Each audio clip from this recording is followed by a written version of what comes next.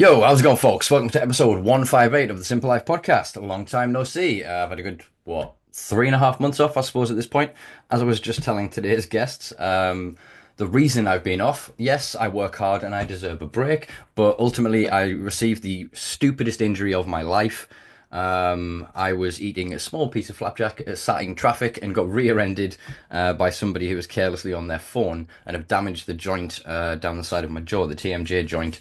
So wearing headphones that press against it, talking for long periods of time, quite irritating to it. So I think what we're going to do with sort of the format moving forward is I'm going to try and cap them at about 2 hours with these podcasts. Some will be shorter depending on how I'm feeling that week. But I did want to get back to producing content for you guys and to continue in these conversations because there is so much happening everywhere that relates towards the kind of global struggle for the liberation of, the legacy cannabis culture. So yeah, let's jump back into it. We'll cover some news as we go. At the end, I might cover some UK news as well. So I'll not bore today's guests. I'll let them get on with their lives. They don't need to hear about the boring politics of this little isle of ours. So yeah, let's jump in then to today's guests who are returning. They were previously on in September 2022. As we were just saying and joking, it does feel like a fucking lifetime ago. It's amazing how fast time moves, but how much shit actually happens when we're not paying attention. So yeah. Let's launch into today's guests, who are two brothers from Mendocino, California, who for, oh God, nearly 20 years now have been making music together. They are the brothers are famed for their unwavering support and love for the legacy cannabis culture, their rebellious lyrics, lively sounds, and the growing of literal, and I mean quite literal, cannabis trees. Check out Hey. in their bio below. I think Meta's supposed to be relaxing some shit, so who knows? We might even get to see some more bud shots and nug shots going forward. But yeah, Yeah. they are Old E and Bleezy. How are you doing, guys? Oh, we're doing real good, man. Happy to be back on the show with you. Yes, good, Nice. very good. Good seeing you again, my brother. It's been a long time for sure. Indeed, indeed. Uh, Glad you're doing better for sure. That's that's horrible. That's so unexpected how fast that can happen. Yeah, like I said, just such a stupid injury. I've been a bit, I've had a reckless youth. I used to do parkour and free climbing and various other Yeah. reckless activities that maybe I shouldn't admit in a recorded format. But to have that of an injury was so humbling because it's so tiny and it's so in your head because the jaw connects to like my ear. It makes these horrible, what feels like these massively sounding noises of grinding and crunching, and because it's in sort of your cognitive space, it feels like it's in your eyes, in all of your senses.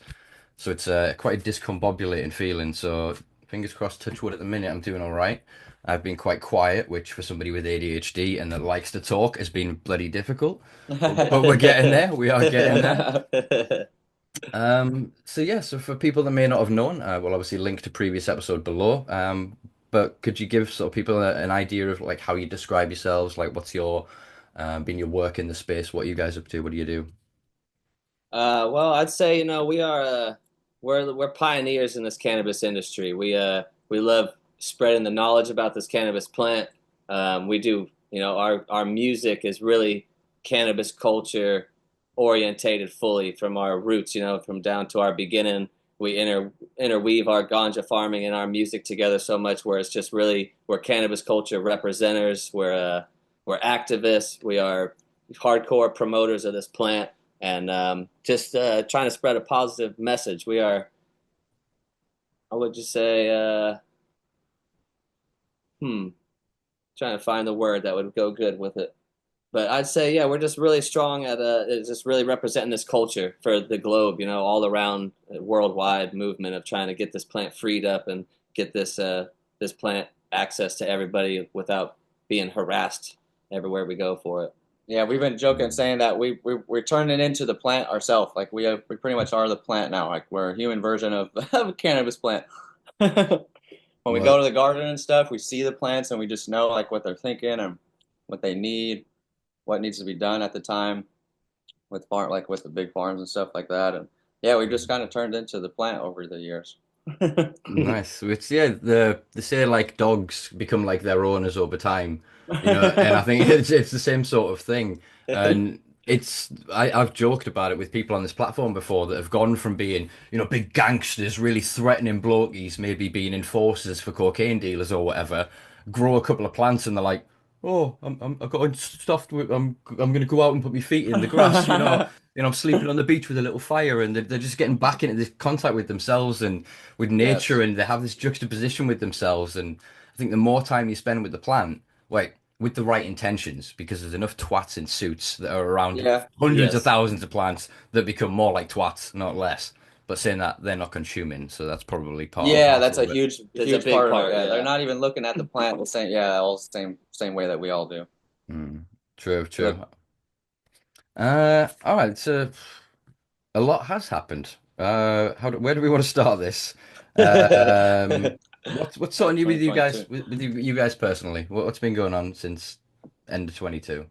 What have you been Oh up to the last man. 2 years? 2022. Time's flying. I'll tell you what, it's a trip. We got our families. The kids are growing up. My girls are this year. They're going to be 6 and 4. Brian's got another kid on the Yeah, way. right after we did the interview, I had my first kid, and then I had my second kid is Irish twin, so 8 days less than a year apart. So right before the first one was born on June 7th, second one was May 30th the next year, and then now I have one coming this year. So I've been Mm. busy for sure since Yeah, 2022. Times the have changed a lot for us with our schedules and just how much time we have in general. So we've had to figure out like what needs to happen and how things work now with like the music, the farm, and the family. It's too much now to do at once. yeah. It's grown to another level now, where our whole life, what we've been doing is like, we're real independent. Me and Bleezy do a lot of this stuff ourselves, from filming and editing, and then recording the music, writing music, taking care of the garden, growing plants, harvesting, raising kids. It's a lot on our plate right now. So we're Mm. starting to really dial in on what we're going to be focusing on and moving into this year now. Now it's 2025 now. It's super crazy. So now it's like we're on a strong mission to create like a bunch of new music. We're gearing up to be hitting the road this year a lot, doing some more touring. Um, Farm stuff has been going really dope this last year. We ended up getting a first place award at the Emerald Cup for Nice. our Headies strain, our outdoor grown Headies. It ended up getting the best in show at the Emerald Cup, along with first place personal. We also got a third place award with our homie Pezbro for a solventless extract on our Samo of it, Project Power Pheno. So it's been really dope to see all the hard work that we've been doing up there in the hills, and like all this time that we've been secluded away from everything. We've been really focused and grinding on perfecting our craft, and coming out with really fire ass weed, and dialing in what we're doing in our breeding, especially too, like creating new strains, that some stuff that we're just released at the first of the year. So it's been really dope to see this stuff working out, and getting people recognizing what we've been doing and the hard work we've been putting in, and really getting to bring people super fire, top quality weed that caught the judges. It was really dope. So we've been on a mission, yeah, from building the family, from continuing this farming, building the legacy, trying to continue this real organic farming and natural medicine, showing people that what you can do organically still is the way we do it. It's no-till style. So we love growing supernatural and showing people that you can get the best medicine naturally, organically grown, and do it yourself, and continuing to show people how they can do this too, and implement our techniques to wherever they are around the world. Nice, nice. Yeah, I mean, I can maybe extrapolate here. Are you guys slightly competitive by any chance? I'm just can see a third kid in your future there, Old E, and then just another. Oh, there's a fourth going. Oh, well, I need four then as well. But the good thing is that once they get a bit older, guys, you'll have more hands on the farm. You've just got to think Hey, about this. Get through a few more years, and then you've got some good little soldiers that can, yeah, march on and get things done around the place. That's no Um, doubt, yeah. no, I like it. I like it. Yeah, it was one of the things I was going to comment on. I think it's not just winning an award; it's winning Emerald Cup as well. It's winning something that is so close to home, that is so close to the culture that you guys have been in for so long, that you guys have, like I said, done the work in and are now getting recognized by. I think that is, one of the greatest things in life, along with that cliche of to be loved and to love. You know, I think to actually put out in a way of mastery something and to feel that sense of progression. There's a Japanese word I'm reaching for and can't find, which is like you get 1% better each day. And I think you Yes. guys are showing that with your work. And it's great to see that in such a hyper competitive market like California, like you said, that the genetics and the way that you're doing things are being recognized. And I think there is a reckoning on the horizon for California when it comes to what did the LA Times call it?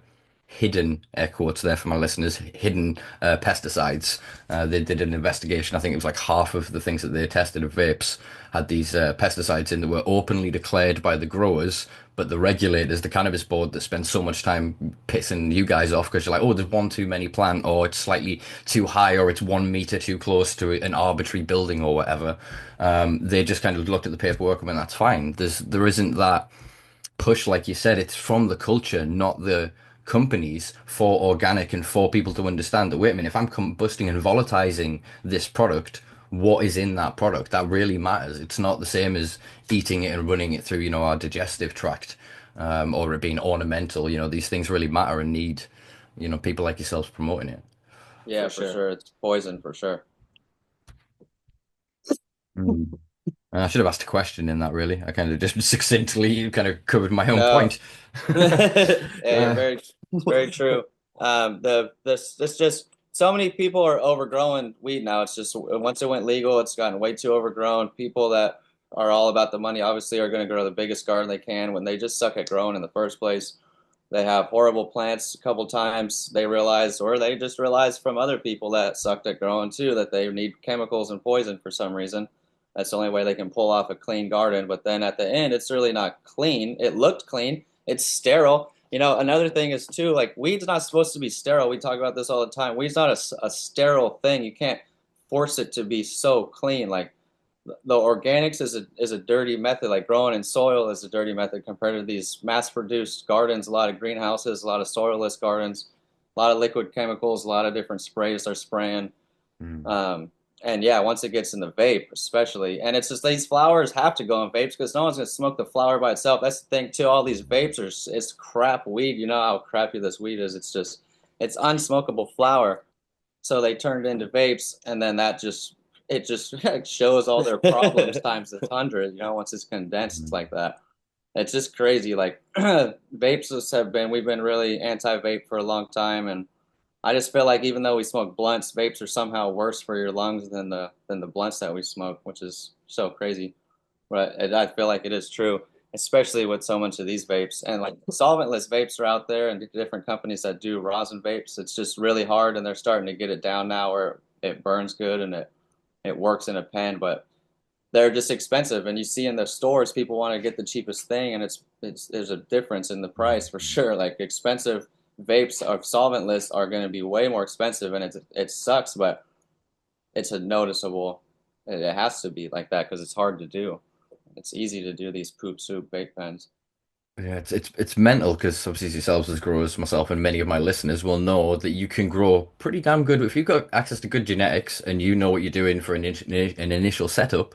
You can produce some pretty quality flour for quite cheap relatively. If you're then a heavy consumer, an eighth to a quarter a day, very quickly you're going to return your investment on a grow setup over 3 months with an average number of plants. I'm not going to give you any legal advice here, folks. I'm in enough trouble Yeah, as it is with, yeah. with the systems. But do you know what I mean? So it's weird that system they managed. And it is because everyone needs to get a drink on the way up. There's the guy that went, oh, it's my facility, give me, all right, that's my percentage. There's the guy, oh, logistics, all right, that's that guy, that's this guy. And by the time you come to it, it's like we need to make $1,000 off this ounce. That ain't gonna happen. You know what I mean? So then, like you said, they find ways. Oh, if we dilute it down, put it into this, and we make 100 quid per unit for this. If we then add in something else, we'll call it a new thing and brand it as X, Y, Z, and they then market these things towards novice consumers. And that's what really Uh-huh. bothers me is that the whole concept of air quotes legalization was supposed to be legalize the people that are criminalized. Like let Yeah. go of the restrictions on us, and then Yeah, we'd figure yeah. that shit out. And instead, kind of somehow came along and went, nah, fuck those people. Give us your best and brightest. We'll run it through our system of capitalism, and then we'll pump it back out into the system. And it's missed. the point of it. It's a hollow simulacra of the cannabis culture experience.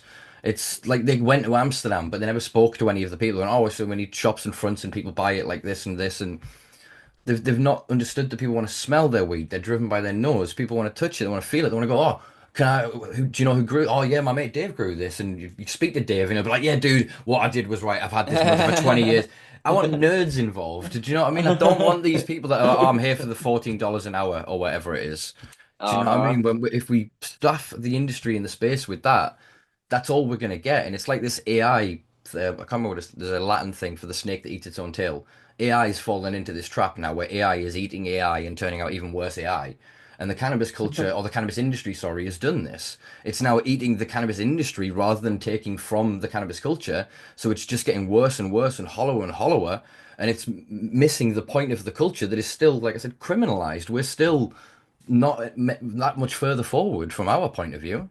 No, not at all, especially if you don't got that much bread, you know what I mean? If you have a lot of money, you could play the game. And we've been in the game since it went legal, not because we have a lot of money, but because of how we've built our brand up and different people like the Green Shark Farms brought us in. And it's interesting how we've played this legalization game. It's different than being the owner of the property and going through all these headaches and the money that it does take for this to be successful, which really it's not even really successful almost with the money, but it's just crazy. Yeah, it's like there's so many people that aren't growing legally, that aren't in the stores because all of the criminals and the best growers don't have the facility, they don't have the permits, they don't have the location, they don't have the money.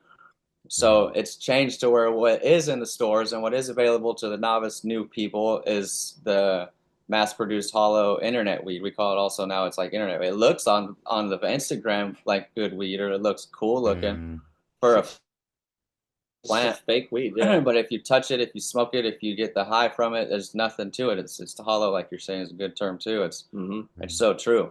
So it sucks to see how that's become. Yeah, because legalization, yeah, it should have been the other way around. Like I've seen another person say that if California in general, which the world is could also do the similar thing, but he was talking about California should have just been legalized to 5,000 square foot permit, like a 5K garden cap, no acres, no nothing, and it would have forced small growers to be the ones in the game, and it would have made a crazy amount of small farmers instead of a small amount of giant farms that are mass producing this weed. So it's changed to where there's way less farmers that are producing the weed for the stores or for the legalized legal weed, and it's just like 10 companies that are blowing up like humongous acres, and it's so crazy to see what how, how the cannabis is doing this. It's so we've been thinking about it a lot, and there's been a lot going on with us with the last year with the farm, and it's just like what happened here, and it's so crazy because it's regulations and taxes that's put us like this. Like even weed being legalized, it wasn't a cannabis legalization law. It was a cannabis um, regulation. I forget how it was worded too. You know what I mean? It's not really even the way they said it. It was just tightening it up, figuring out a way to tax it. Yeah, it really sucks how it worked out, and it made such a negative impact on the more of the key important people in the industry and people that are the real good growers, like you're saying. It really pushed them out of the way, and it just like gave this space to all these other novice people or just like these money hungry people who came in and like you were saying, like if it was small gardens, all these big kind of people wouldn't be jumping in because they're not going to make enough of the money that they want off of a 5K garden. But to someone like us or to people out here, these like legacy farmers and growers that do this to like for quality, it's not like they don't, all of us don't want to grow up, blow up hillsides of these huge gardens. Like, and we don't need to make that much money. Like we just want to grow our nice batch of fire and make enough to support our lifestyle, our families or whatever. And it's like, and these big companies, they took that away from so many of the small people out here that's instead of it being split up amongst this group of people and help building us, it's just like caused a negative impact. And it's like taking away all the real people's money and it's giving it to these other people that are taking it in the wrong direction. It's like a tax on culture. Yeah. And it's almost admitted. I mean, what is the authority called? Is it the California Cannabis Control Bureau? Even the word Uh-huh. control is in there. It's the it was, and they always argue that, oh, we have to, like, you can't just let the reins off because then ironically, all the things that they would want to do if they could would happen. Or there'd be loads of plants, loads of consumers, loads of money made, and it would be unregulated and what. But when we can do that, that's exactly what we want to do. But we want to control enough of the market that you can't do it. So there is this irony of that they the same people that are now the big investors were the prohibitionists. That 20 years ago were going, oh my God, they're damaging our culture, our kids' brains and psychosis and all the other bullshit that you guys luckily have evolved past mostly in the US. Europe's still lagging behind, but we're slowly getting there. Um, you've evolved sort of past that. Sorry, that those then people basically what they were warning us about big gangsters and conglomerates of individuals and organized criminals making multinational, like we call them county lines over here, but like distribution and logistics networks to smuggle drugs and money across borders. What do you think they've been lobbying for the past 15 years? For them to be able to do that? So it shows that they don't want us to make the money, frankly. We're allowed to have a token thing, then they'll utilize, and I'm not going to name any names, but there's plenty of people you can see that the system has come along and gone, here's a fuck ton of money. Do you want to front our company and, support our bill, our movement? And people have done that, and I can't necessarily blame them for doing that. I'm frustrated that they've done that because they've betrayed then the other people that are left in the legacy space. I don't know necessarily how to overcome that other than to we persevere. We persevere through prohibition. We persevere through the threat of life sentences in some spaces, of the death penalty in some Yeah. places. I Yeah. think we'll survive. Fingers crossed, touch wood, I hope we'll survive this. But I feel that it's not that they'll ever crush us to that we'll not be able to compete because we're always going to find a way through. I think it's just that over time they're going to destroy the spirit of enough of the people that have championed things over time that if they can break that cycle of like intergenerational like handing down of the torch Uh-huh. because the things Uh-huh. we know that they don't know, which is why their growers for fucked. The things that we know that they can't know until they can't even learn from us. They have to go and learn themselves, kind of thing. Like Yes. they can't take that from us. They'll only succeed with us. We don't need them, they need us. And we somehow need to flip that shit around so that they can stop fucking robbing our communities when we could be doing the opposite, enriching them. My vision has always been localization, local weed for local people. It's grown here. It doesn't need to be driven 100 miles away to make money. There's the guy on the next street, four of them, 10 of them, 12 of them will want to buy weed. The next Uh-huh. street over, there's another 20. Yeah, Like you're super right. we don't have the Uh-huh. problem of logistics like that. But then in Cali and that way, you've got like dry counties and cities and spaces where you're basically not allowed to sell weed. You can't consume it because of local ordinance and shit. That again speaks towards this. It's not a legalization as we've championed for, as we've understood it to be.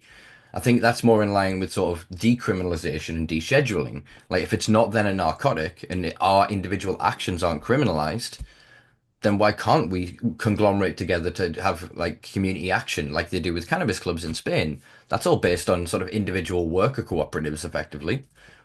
Uh-huh.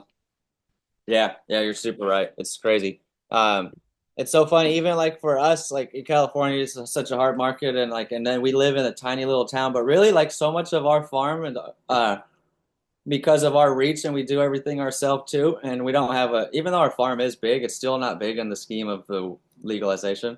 So it's like we could sell our weed in a pretty local fucking area. It's blown our mind that last like 2 years. It's like we aren't in LA or down south at all for a long time now, and we have like 5 stores just in our little town that support us. That we sell a pretty nice fucking amount of weed just locally. It's like it's Mm. so interesting to me because our town is so tiny, and we are in a town of spoiled fucking people that are used to having a crazy amount of weed. But even at that, yeah, it doesn't have to travel so far to get rid of like the farm we have, which is a 10K. So like it's pretty interesting, yeah. That it is. That's another thing you're saying. It has took the wind out of so many people's sails. It's not fun like it used to be. Me and Daniel are different because we have like a super positive outlook, and we also aren't just farmers. You know what I mean? Like people that are just farmers, like we have so much of our life is music and traveling and doing concerts, and and selling merch, in general too. Like people out here that are farmers, they're not selling merchandise. They don't have another hustle, and Mm. they're forced to have this work, and it's not working, and it's super devastating, and it's like it's not fun. Growing this much weed to make the same amount of money we used to grow in a 25. We're growing 1,000 plants now to get like the same money we used to get with 25 plants because of how everything works and all the pieces of the Mm. pie that get taken from you. And it's not fun to have to grow this much weed for us. You know what I mean? We have to try to even come close to making a living. It's just like so crazy to be in this game where this is done this to us. And it's just, yeah, it's we're lucky that we still have fun because we bounce in and out, but most people aren't having fun right now. Yeah, it seems that way. And I think that's the difference between kind of the lifers and the tourists. There's a lot of tourists came into cannabis when medicinal programs first came off. A lot of people were genuine and decent, but then a lot of people came in and went, wait a minute, I can make money off these people. And then those same people pushed for these legalization. I'm thinking of like the difference between 64 and 215 for you guys. Uh-huh. Massively different in terms of the intention of the legislation, if not Yeah. necessarily its implementation. And as we've then moved into this legalized space, the most of the people, like you said, that are the movers, shakers, the money men, the people who are out there giving it big licks, as we say in the UK, like Billy Big Bollocks or whatever, like with a big ego, a big ego. I'm trying to Americanize this. I've just Yeah, realized, but yeah. you know what I'm saying? Yeah, like, Just cocky, yeah, yeah, cocky being people, yeah. cocky, yeah, yeah, Uh-huh. and they have fucking no knowledge or experience of our culture. They've sat me and observed social media and they've watched a few documentaries. They've been to all of the conferences because they can afford to. So they Yeah. bump around, they get their face seen, and they just suddenly fall into the industry because they're there and they've got money and they're yes men. When the bigger man with the bigger wallet comes along and goes, "Oh, you want some of this? Oh, yes, we do, please, money daddy. What do we have to do? Okay, we're doing this now." Like it's just this bollocks of just they're all willing to sell the soul up the hill, up the river. It's ridiculous. I can't seem to understand what happened to decent people, and I think it actually leads us back to that earlier point I was saying about the gangster smoking and then becoming a very soft guy. The people who are fighting from the culture, who are consumers, we're not capitalist dickheads. We're not out there going, well, I need my two Ferraris. Oh, you've got three. I want five Ferraris. Like, we're Uh-huh. not motivated by that game. That isn't Yeah. our shit. So when the alcohol industry and that who are a massive investor or the tobacco industry, their economics of their commercialization of their product is skill, but cannabis is clandestine. We've made it so over the fucking past century, you know what I mean? You can pull down a tree in a random bedroom in somebody's house in a bloody. I'll mention Gary Youds there because it's public record. Gary and his six trees that not quite as big as yours guys, but they were bloody fucking big. They're like seven and a bit and about 6 foot wide in just a bedroom in Liverpool. That's It cool. was very impressive to the police when they found them. But we can turn that over, and that's profitable for the individual. That can cover all of their own supply. That can then cover, like we said, the 10 people in the next street, the 12 people. That money then stays in that local area. Whereas the scale of economics for, say, alcohol or whatever, Budweiser needs to be brewed in giant vats because that's how they get the scale of it. Whereas if you were then making that in a bedroom or whatever, the scale of return of how you'd have to sell the amount the price you have to sell each unit for to make the money back, sort of thing, doesn't work. But cannabis does, so it doesn't quite fit into that same model. So all these investors from vape, from tobacco, from alcohol are coming in and going, well, just here, this is what we've done to make all this money in here. We then cut wages and we got rid of talent and we brought in AI and all these other things that they're trying to bring to cannabis, and it's not working. They're just losing money hand over fist. Well, some of them. Some of them are obviously playing the stock market and understand when to pump and dump and when not to. But many people are just a victim to this, and there's a lot of those tourists are losing their life savings, are losing all this shit, and along the way doing damage to the cause. And then you've got all these competent, confident people, but they're quiet. We're not wanting to step into the fray. We've done that for decades, and you people kept lopping our heads off.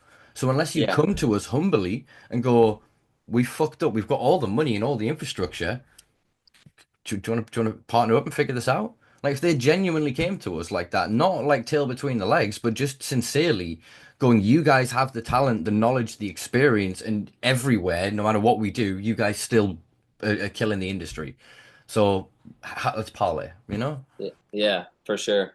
I know it'd be so crazy. It would be such a big difference if big like companies or things that tried to, get into the game and do this stuff, if they actually gave opportunities to like real people that have been in the industry and real farmers and people that like really should be in this, like if they gave them the opportunity to like control of how things were getting farmed, if it was done in the right way, so where it's like if you're going to do it big scale and get it out to all these people, let's do it the right way and get some of the people that like should be deserved a piece of this pie, get them in there, and it would just help the whole circle out so much instead of them just fucking taking it over with these people that don't know shit and they just blow up a bunch of this crap weed and get it out to people that is not helping what we're trying to do as this full circle of like bringing out clean weed for people, bringing out like getting enjoyment out of this flower and really like enjoying the taste of it, the effects, the flavor, and knowing that it's not hurting you. Like you're doing this cleanly, healing yourself while you're doing it. And it's like these big companies that just take over and have stupid people in the mix, and all the real people are just getting left out, and it's really sad to see. Yeah, it's also because they set it up very smoothly with each individual license being separate with the farmer, the distributor to the store, all being separate to where you can't, unless you're balling out of control, you can't have vertically integrated all three. It's only the people that are the most successful in the bigger companies, even some companies that are cool. There is some cool companies for sure that are pretty big that we like, and they've done that kind of thing. It's ridiculous. But the amount of money that people have lost. I mean, even I was looking at my phone just trying to find. I saw a post recently about Jay-Z's company. Like, think of Jay-Z. You know what I mean? Like, It was what's 575 million the parent company yeah, lost. yeah, almost Jesus. 600 million. Like, what are you doing, dude? That's crazy, crazy, crazy. Yeah, yeah. Like what could some a real person from the culture, someone like us, some people out here that have been in this, like what could we have done with that kind of money? Like for the culture as a whole, of like how many people could have been benefited from that instead of it just like where did it go? Poof, and it didn't help anybody. It didn't do nothing.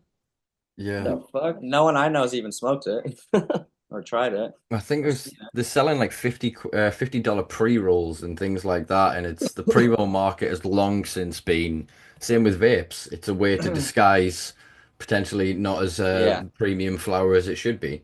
Yeah. Yeah, Yep. the Jay-Z thing's mental because it was his Rock Nation was the thing that they'd partnered with, and Jay-Z he created the company it was Monogram is his cannabis company, Yeah.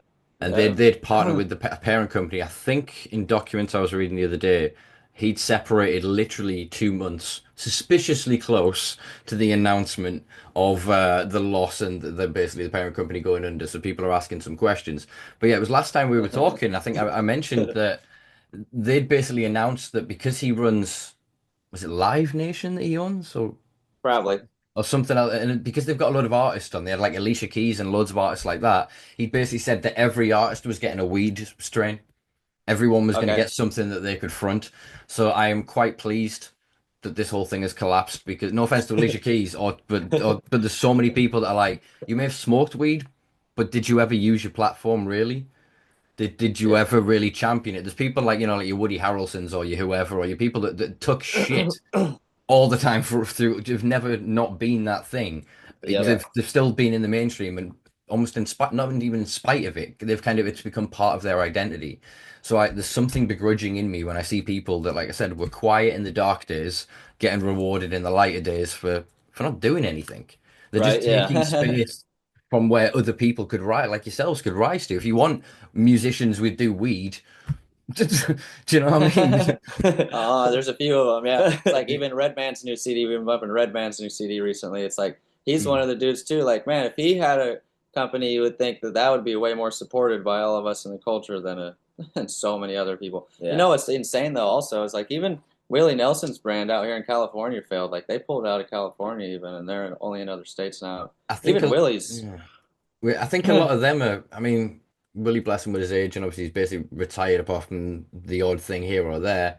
He's not exactly involved in the running of it, sort of thing. So it became more the name towards it in the same way of like Tommy Chong's stuff. Yeah, It's like same see, same it's style. Yeah. Yeah. It's done as a, oh, Tommy, here's enough money. No, again, love, all respect for Tommy. They've kind of gone to him saying we're Willie, and they've gone, here's some money kind of thing for your legacy, for the thing, for dirt, and Yeah. why wouldn't you? But there's so many people that I'm not then saying now just go straight to the 20-year-olds because no offense to you lot out there, but like, what do you know? You've come into the world of vapes and shit like you don't know how to poke holes in a tin can to get high. You know what I mean? Yeah. You haven't kind of gone through the same trials and tribulations. But then again, I don't want to lock it into a certain generation. I want there to be this intergenerational, interclass, inter race, into everything, all the intersectional stuff. Like anybody that was cannabis through the prohibition era, you're first through the door. That's the way it should have always been, as we've been discussing. I think in doing that, the direction the industry takes, then it reciprocates the wills of the culture. So then it becomes like it dances like a DNA thing, like a helix. It reciprocates the industry for the culture, rather than at the minute they've just gone away. And so now the industry is, it just keeps looking over. It's that we have there's a the meme that came into my head was Mr. Bean. I don't know if Mr. Bean is that popular in Yeah. the US, but looking Yeah, we over used at the other to. guy's homework, that's what it feels like happening. Is the industry's looking over the culture? What the culture doing? Oh, they're doing events. Are they? All right, we're going to sell cannabis at the state fair. Okay, cool. What are they doing? All right, they're doing this. All right, we're going to do this now. They don't have any creative ideas because they don't have any of us lot in there, and the further they go, the more they come to stand as the establishment. What is cannabis? But anti-establishment people. It's in our DNA. You know what I mean? There's something about the plant that goes, yeah, you shouldn't have control over that guy.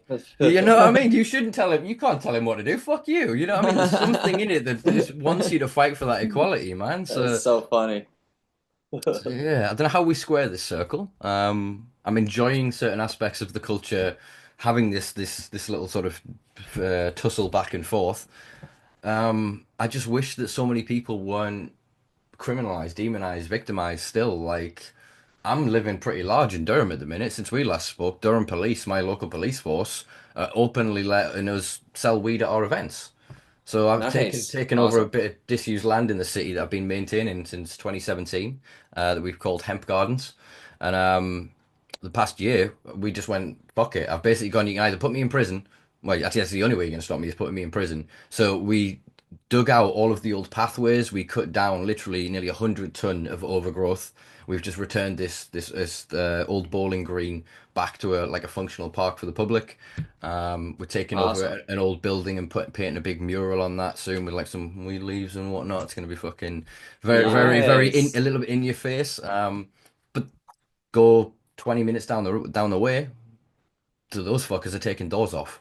They're going Yeah. crazy for people. Like you go up north of the border, Scotland, poof, like they're still talking, oh, decrim this and we want to do this and X, Y, Z, but they still see young men predominantly that are just growing to look after their kids, that are growing to pay their mortgage, that are growing to make sure that food is on the table, that are dealing to make sure, that 20 bag is paying for dinner tonight, sort of thing. They're still being targeted and caught up in this dragnet approach when we know it doesn't work. We've got more than enough evidence to prove that the harms of prohibition are far worse than any harm that could be done by cannabis.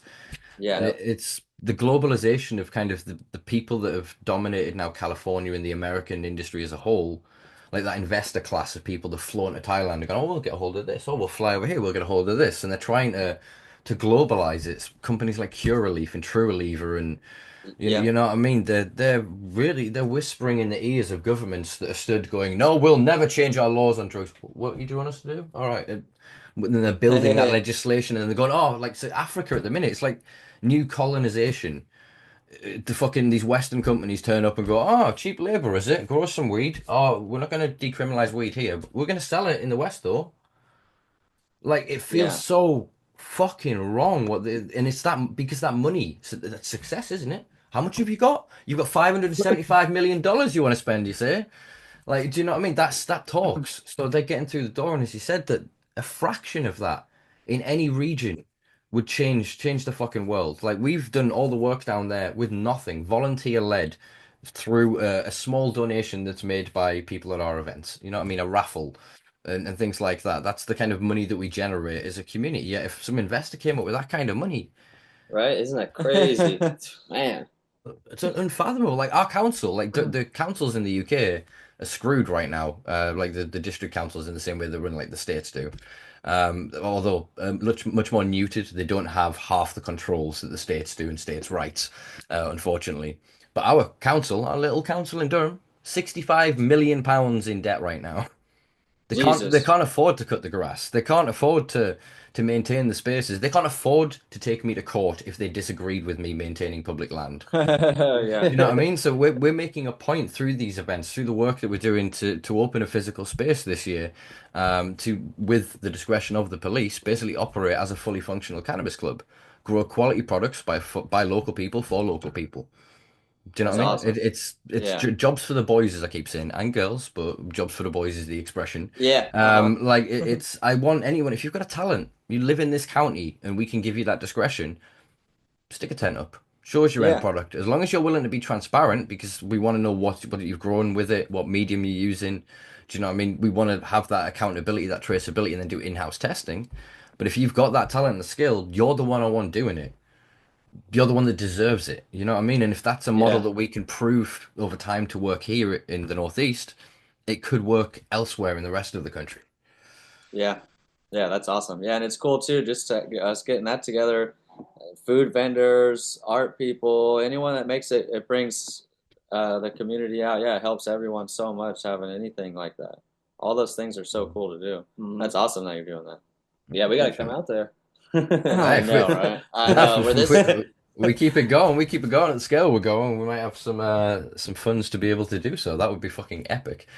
Yeah, This year, I was just say this year is the year we really. I think we're going to be doing something. We haven't done any concerts out of the country, and I think this is the year. We're really close to getting a couple things figured out.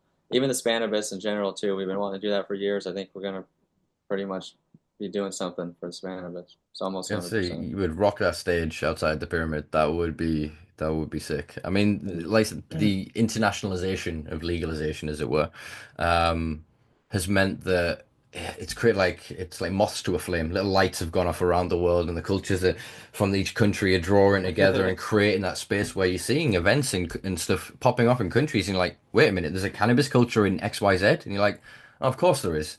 It's where there's Yeah. more than five people. There's gonna be weed. There's gonna be weed. You Hell know what I yeah. mean? Yeah, it's so true. It's gonna be crazy here in the future for sure when weed's fully just relaxed again. Even though there's all the other corporate side of it, at least we could still be able to do our thing. And what's cool about weed and all the talk we've been doing is that weed does it. It makes you think that the more people smoke and the novice new people are into cannabis, they can get caught in by the True Leaves and the cookie companies or whatever out there, but it doesn't take long for them to realize what they like and what the differences is. And it's not like alcohol. It doesn't make you stupider, it makes you smarter. So the longer that we keep doing what we're doing, yeah, the more people are just going to keep learning. We've seen it through a long time because we've been doing this for a long time. So we've seen like, and from the beginning of time when we were first starting to do it, and even like not knowing everyone like we know now and being on the internet, like where we talk to people like you from around the world,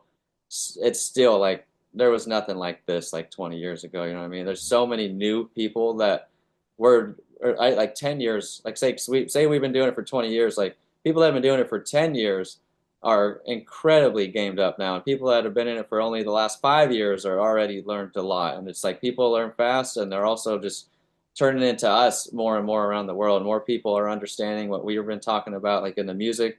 There's a lot more people that are like kind of get what we're talking about now. It's not so far-fetched lingo where it doesn't make sense to so many random people where you have to be really cannabis culture, like nerd to know what we're talking about. Now it's like it's getting to be where the masses are starting to know what we're talking about. Yeah, man. I think there's almost an equation that could be worked out here if I'd have stuck in with my mainstream education. Yeah. That there's only so many people in the world, and I think this is why they target. I see this in the space of like the sort of capitalist vendors, the people that that have become dealers in the UK that are exploiting people by just selling like we have this thing of like nerd ropes or shit like that, just a standardized suite that gets mass manufactured with quite often some terrible product in it. The hygiene and practices and everything is shite. And these things get mass sold to these Telegram vendors and whatever. There's some wonderful lads out there doing some great work. Really appreciate what they're doing.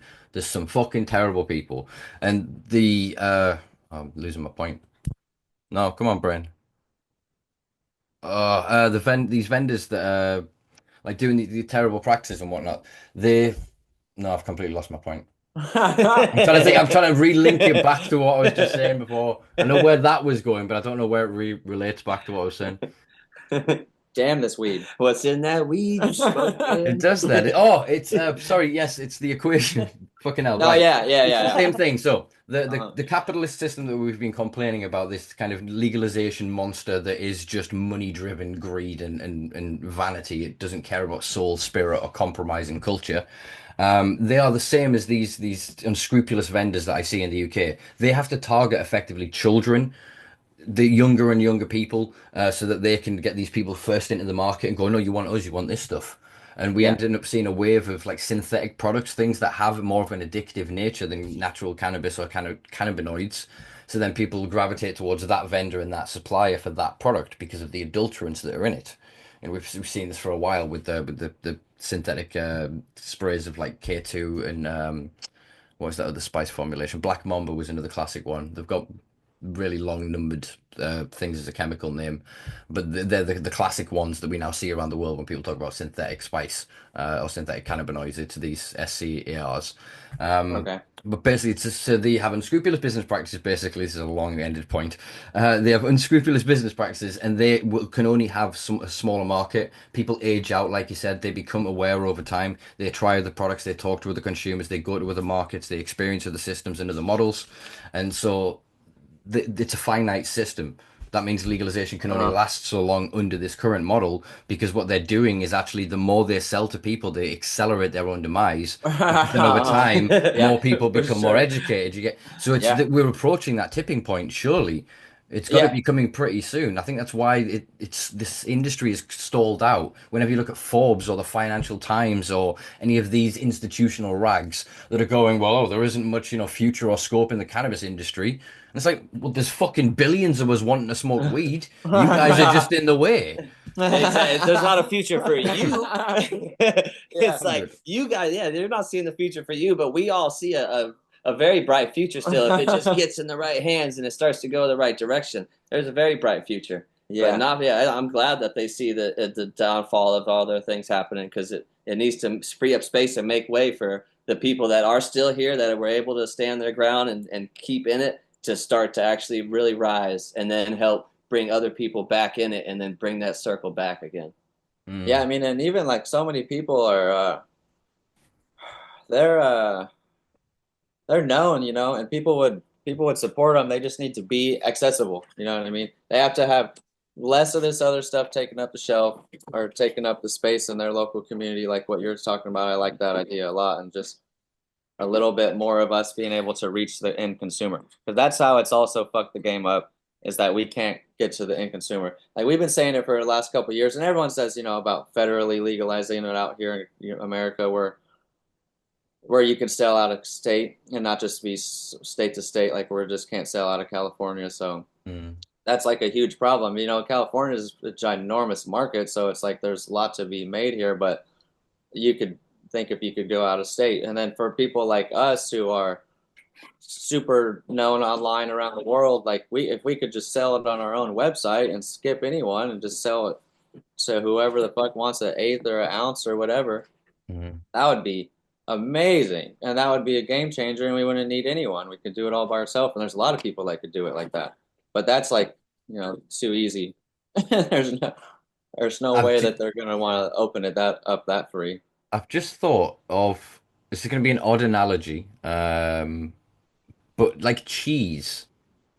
So you can get cheese anywhere, like most places. You can go and get cheese. There's cows, a dairy farm that have the various cheese types. You then obviously get more artisan cheese. You can then go to a cheesemonger. You can then go to a cheese specialist in Amsterdam or whatever, and you can end up Uh-huh. buying like a wheel of cheese for like what would be a down payment on a fucking house. Like, Yeah, it's a lifetime supply of yeah, cheese. yeah. So I, I feel like we need to go almost into that because the idea then of somebody going, oh, well, these guys make a lot of money by selling cheese. We'll just get in the cheese market. Nobody would do that.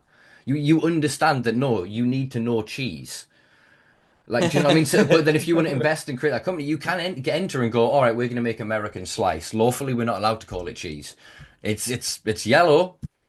It's nearly shiz, not cheers, but shiz. Like, or you like I said, you go to the artisan thing, but you couldn't expect to enter that market no matter how much fucking money you've got, unless you are connected in some way with somebody up there with the cheese, and that isn't money, but the guy who's like, yeah, I'm 17th generation Gouda producer. Like, do you know what I mean? They recognize that shit. Same with That's vineyards crazy. and wines and stuff like Yeah. that. They Uh-huh. understand that we can't just go, oh, here's the chemical formula, we'll produce it at this amount and sell it at this. They seem to understand that at the other things, but not with cannabis. And I think it's because I think everything else is pre-established, whereas cannabis has had its heritage and its lineage cut by global prohibition, by this Uh-huh. blip of a couple of 100 years where it was mass commercialized and commodified and in everything and used for everything, and then a couple of people went nah, and they forced other people to go nah, and then we didn't have it for ages, and now it's suddenly come back, and we're all like, what do we do with it? And we're like, we've got ideas. And like, shut up, poor people, money people. What do we do with it? And they're like, make more money. And they're going like, make money. And we're like, we could feed the world. We could, stop forest deforestation. We could filter the fucking microplastics. We could do all of the. And they're like, nah, make money. So okay, let's try and making money. And all they're doing is like billions, tens of billions, just floating away, just Yeah. evaporating into the fucking breeze. But it's not just their numbers on a screen. And I haven't seen it yet. When we're recording this, the 10th. I reckon by the 20th, you're going to see a story, probably from Fox or one of its local affiliates, of how unregulated cannabis farms in LA or around the sort of area, siphoning off water, has led to these problems. Yeah. Shit. There is still this, like, nobody could say that or do that against anything else because everything else is said is established. But because we're so fresh and so close to this criminalized past, this is what the critique of the DEA is at the minute, that they're using outdated science and like, oh, well, here's this paper we've got from the 1970s that tells us what marijuana is, and they're refusing to look at anything. You know what I mean?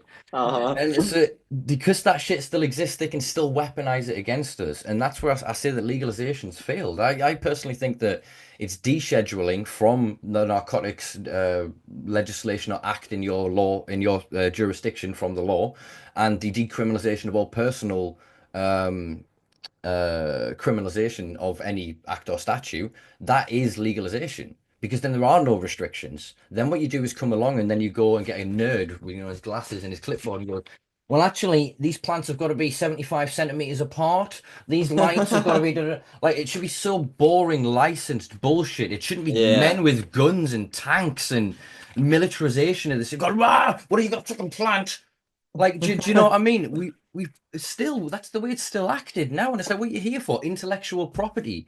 You're here because I've missed a tax or because that company doesn't like the way we're competing against it. Oh But yeah. like I Uh-huh. said, the federal legalization, I don't think is going to happen in the so-called air quotes recreational system anytime soon because they haven't figured that out with medical yet. They're Yeah. trying, like True Lever and companies like that own like 100 and something various different dispensaries and bits over here and interstate, but they can't quite move the products around. Once they've got all their pieces in place, you bet your bottom dollar Yeah. the legislation will change. They'll figure Yeah. that out, and then 5 years after that, they'll go, "Oh, you're right. You should be able to sell the same weed in Alabama as in Kentucky. Like you should be able to da da da." And oh, we so happen to have all the logistics and we have all of this infrastructure.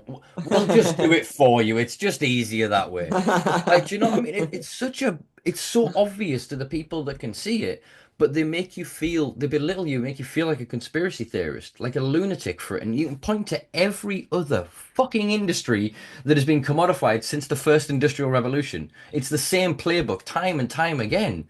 And yet, enough of us in a region, and I see it in various places, and activists and people I respect, vehemently like, legalize, yeah, legalize, legalize. And I'm just like, can you add a caveat to that? And maybe say what it is you're saying legalize? Because when you say that, the corporate guy comes across and goes, we've got a 45-page document that'll legalize it for you.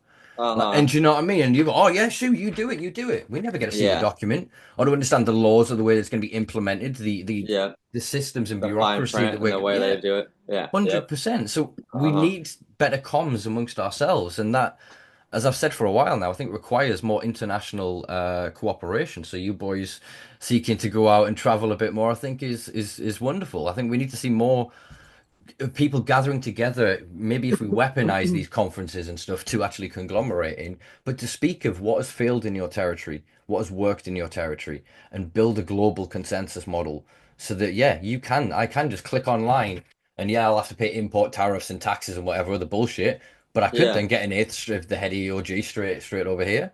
Uh Do you know huh. what I mean? That global market is an inevitability because it exists in everything else. And Yeah. what they're Yeah. doing with medical, in what I call it the medical cannabis industrial complex, they're already building the new Silk Road. Do you know what I mean? They took out, sorry kid, I can't remember your name, the guy who ran Silk Road, and his sort of Oh operation. yeah. But Uh they basically just kind of looked at that and went, oh, that's how we sell drugs globally, is it? huh. You know what I mean? Like I've just spent the past 3 days working for my Weed World article that's coming out, writing about Germany and how I prophesize that in the next sort of month or two, it's going to fall flat on its fucking face. The new right wing government are going to tear it all up, and the biggest winners of it are going to be their medical sector, which has already doubled in size since April last year. So while Yeah. they're saying about clubs and all these spaces, no, there is barely a handful of these in the cultivation clubs, not consumption clubs. The majority of consumption is still black market access. It's still coming in through Holland. It's still coming up through Spain and Morocco, etc. Like they've almost, I feel, set that up again to, oh well, that doesn't work, but the medical people are doing really well. Oh, let's just give everybody a prescription. Like they've done a thing Yes. now in Germany called the e-script. So you basically go online and just kind of go, oh, like same as it was in California in like '98, and you can go onto the beach and you'd go see a hippie doctor with his sandals, and you go, doctor, my back hurts, and you go, here you go, give me $100, go next door, buy your weed. That, but the digital version online now, and so they're not even requiring prescribers because they removed cannabis from the that word is way too big for my head to read. The Bunde, the German drug policy. They removed it as a narcotic, and so everyone went, "Oh, that's the legalization," and they put all the limitations. But like I said, by doing that, it now becomes the same or even less regulated than any other prescription in Germany. So hmm the pharmacies win, that sector wins, all those jobs for the professionally trained, and they're going, "Oh, handling cannabis, here you go." Is like it bothers me so much because of again the people that are suffering. Like Germany's fucking prohibition was brutal, was fucking brutal. It got over the past like 5 to 10 years leading up to legalization of mostly in the major cities. You could kind of get away with smoking a joint or whatever. You'd have Mary Jane, etc. But small time growers, hobbyists, people trying to then actually, speculate to accumulate, to build a brand, a legacy, and something in their own territory, they were crushed. They were treated like terrorists, effectively. Yeah. And so it's not moving forward as much as people want to celebrate it. People are going, oh, Germany now, it'll be Luxembourg next, when Switzerland pilot schemes are finished. The Netherlands are going to finally do this. Spain's da da da. Yet the cultural touchstones of these places, Los Cristianos, no. Freetown Christiania. I always get the fucking Spanish and the thing mixed in my head. Freetown Christiania in Denmark, gone. Denmark moving towards legalization. Spain, fucking number of social clubs is set to be fucking like halved in the coming years because they're moving towards legalization. Holland went from all of these coffee shops and all this stuff moving towards legalization now. Yeah. More restrictions. Uh-huh. Yeah. Legalization isn't liberation. It's about them cornering the market. It's the Captain Phillips, the movie. I can't remember the name of the actor. It's like, look at me. I'm the captain now. It's them literally turning up in our culture and going, nah, all this you did, good work, mine. Yeah. Yeah. That's what I see of this. It's so hard to because, like you said, they don't promote or create a space for grassroots people to we don't have that voice in the media. We can't buy the airtime on the TV channel. We can't pay to lobby our politicians. Do you know what I mean? We're all just growing a couple of plants to survive. You know Yeah. what I mean? We don't have Uh-huh. that collective industry power yet. They can go, oh, 100 million, we'll set up this, we'll buy this, we'll do this, we can't compete with that. I think, like I said, the best hope we've got, is what we spoke of before, is that they're going to run out of people pretty quick. They're going to run out of idiots to sell this shit to. So we just need to keep educating, man. Yeah, I think like yep, it's like our cannabis circle as a whole around the world is just keeps growing and growing, and we've been spreading it and spreading it, and yeah, it's just a matter of time. It's trippy too. It sucks like with another thing with the whole legalization of how much it's affected everything. It's like even before the cannabis went full, this next legalization step, like even down like social media, like the shit that we are able to do before of just promoting or just posting plants, posting pictures of flowers and Mhm. whatever it was, like it was so much more chill before they went legal. It's like every step they do, it's like you're saying, we don't have a bunch of money to like market this out to everyone to always like to catch everyone as much as these big companies can just, really reel into all these newcomers and it sucks like how hard they make it for like even small people trying to build a brand on Instagram or online and the pages just gets harassed and shut down so much where they're just like Mm. constantly every time we're trying to get word out and help spread this like educate people of like educate consumers people who are really going out to get this stuff like they're making it so hard for us to continue to spread this shit just on like through social media even and it's very Yeah, which we tricky. obviously need, as a any kind of a brand that's out, I guess, especially outside of anything really tight local, you can maybe get away with local advertising in your town if you're gonna do smaller stuff or whatever. But it's just insane because, like, when we first got deleted was 2017, I think. It was Uh, with Mark. It was like we were yeah, it was at the Boston Freedom Rally, some. and then we get back to our Airbnb and we see that our page isn't open. I still remember that day because we had worked for quite a while and we were just about to hit the 100K. And then that was like right as the weed started going legal. You know what I mean? It was like Mm. was when we first got deleted, and then really ever since that first time we got deleted, and a lot of people were getting deleted on YouTube and Instagram and Facebook at that year. I think it was when probably most people that had any bigger accounts started getting harassed.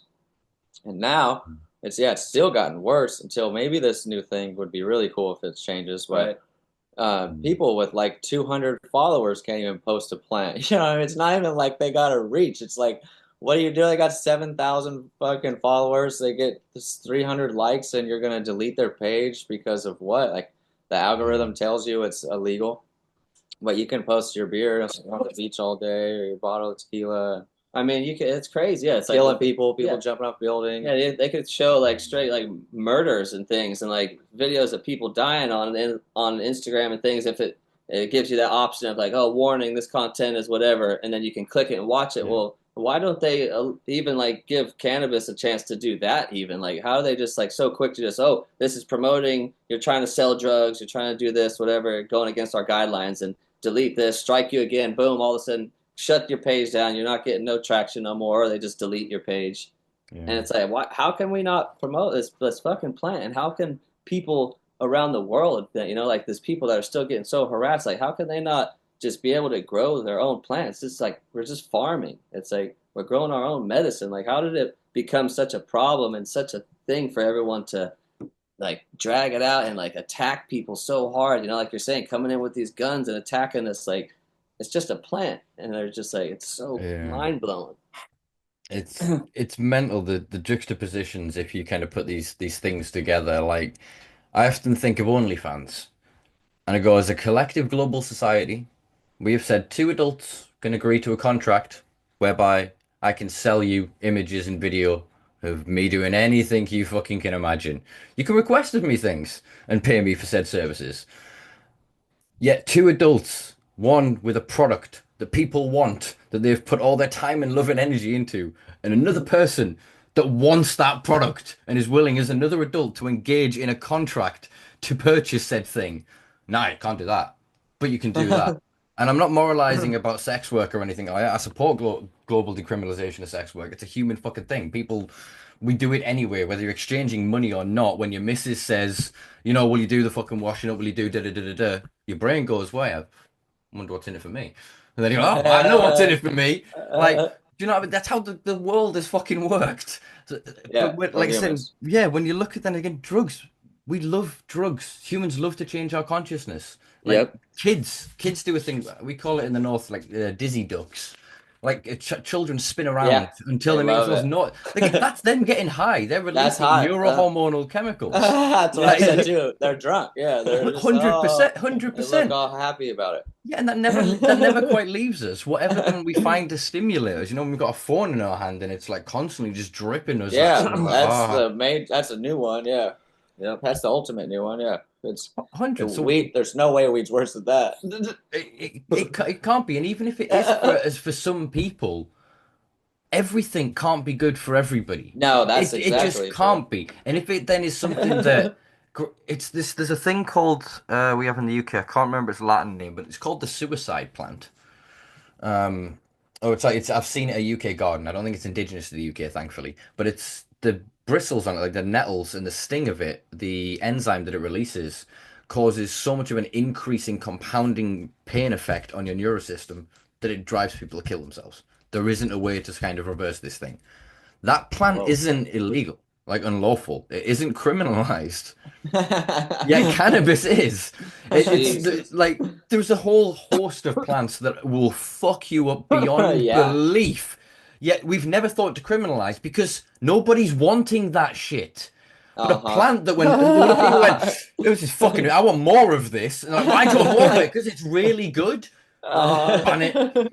Like Man. the logic never makes sense of any of these things. With food, like there is no limit on McDonald's.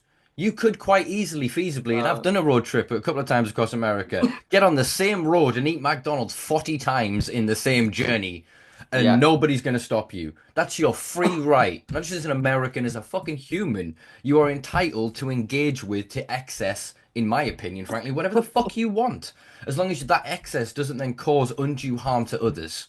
Yeah.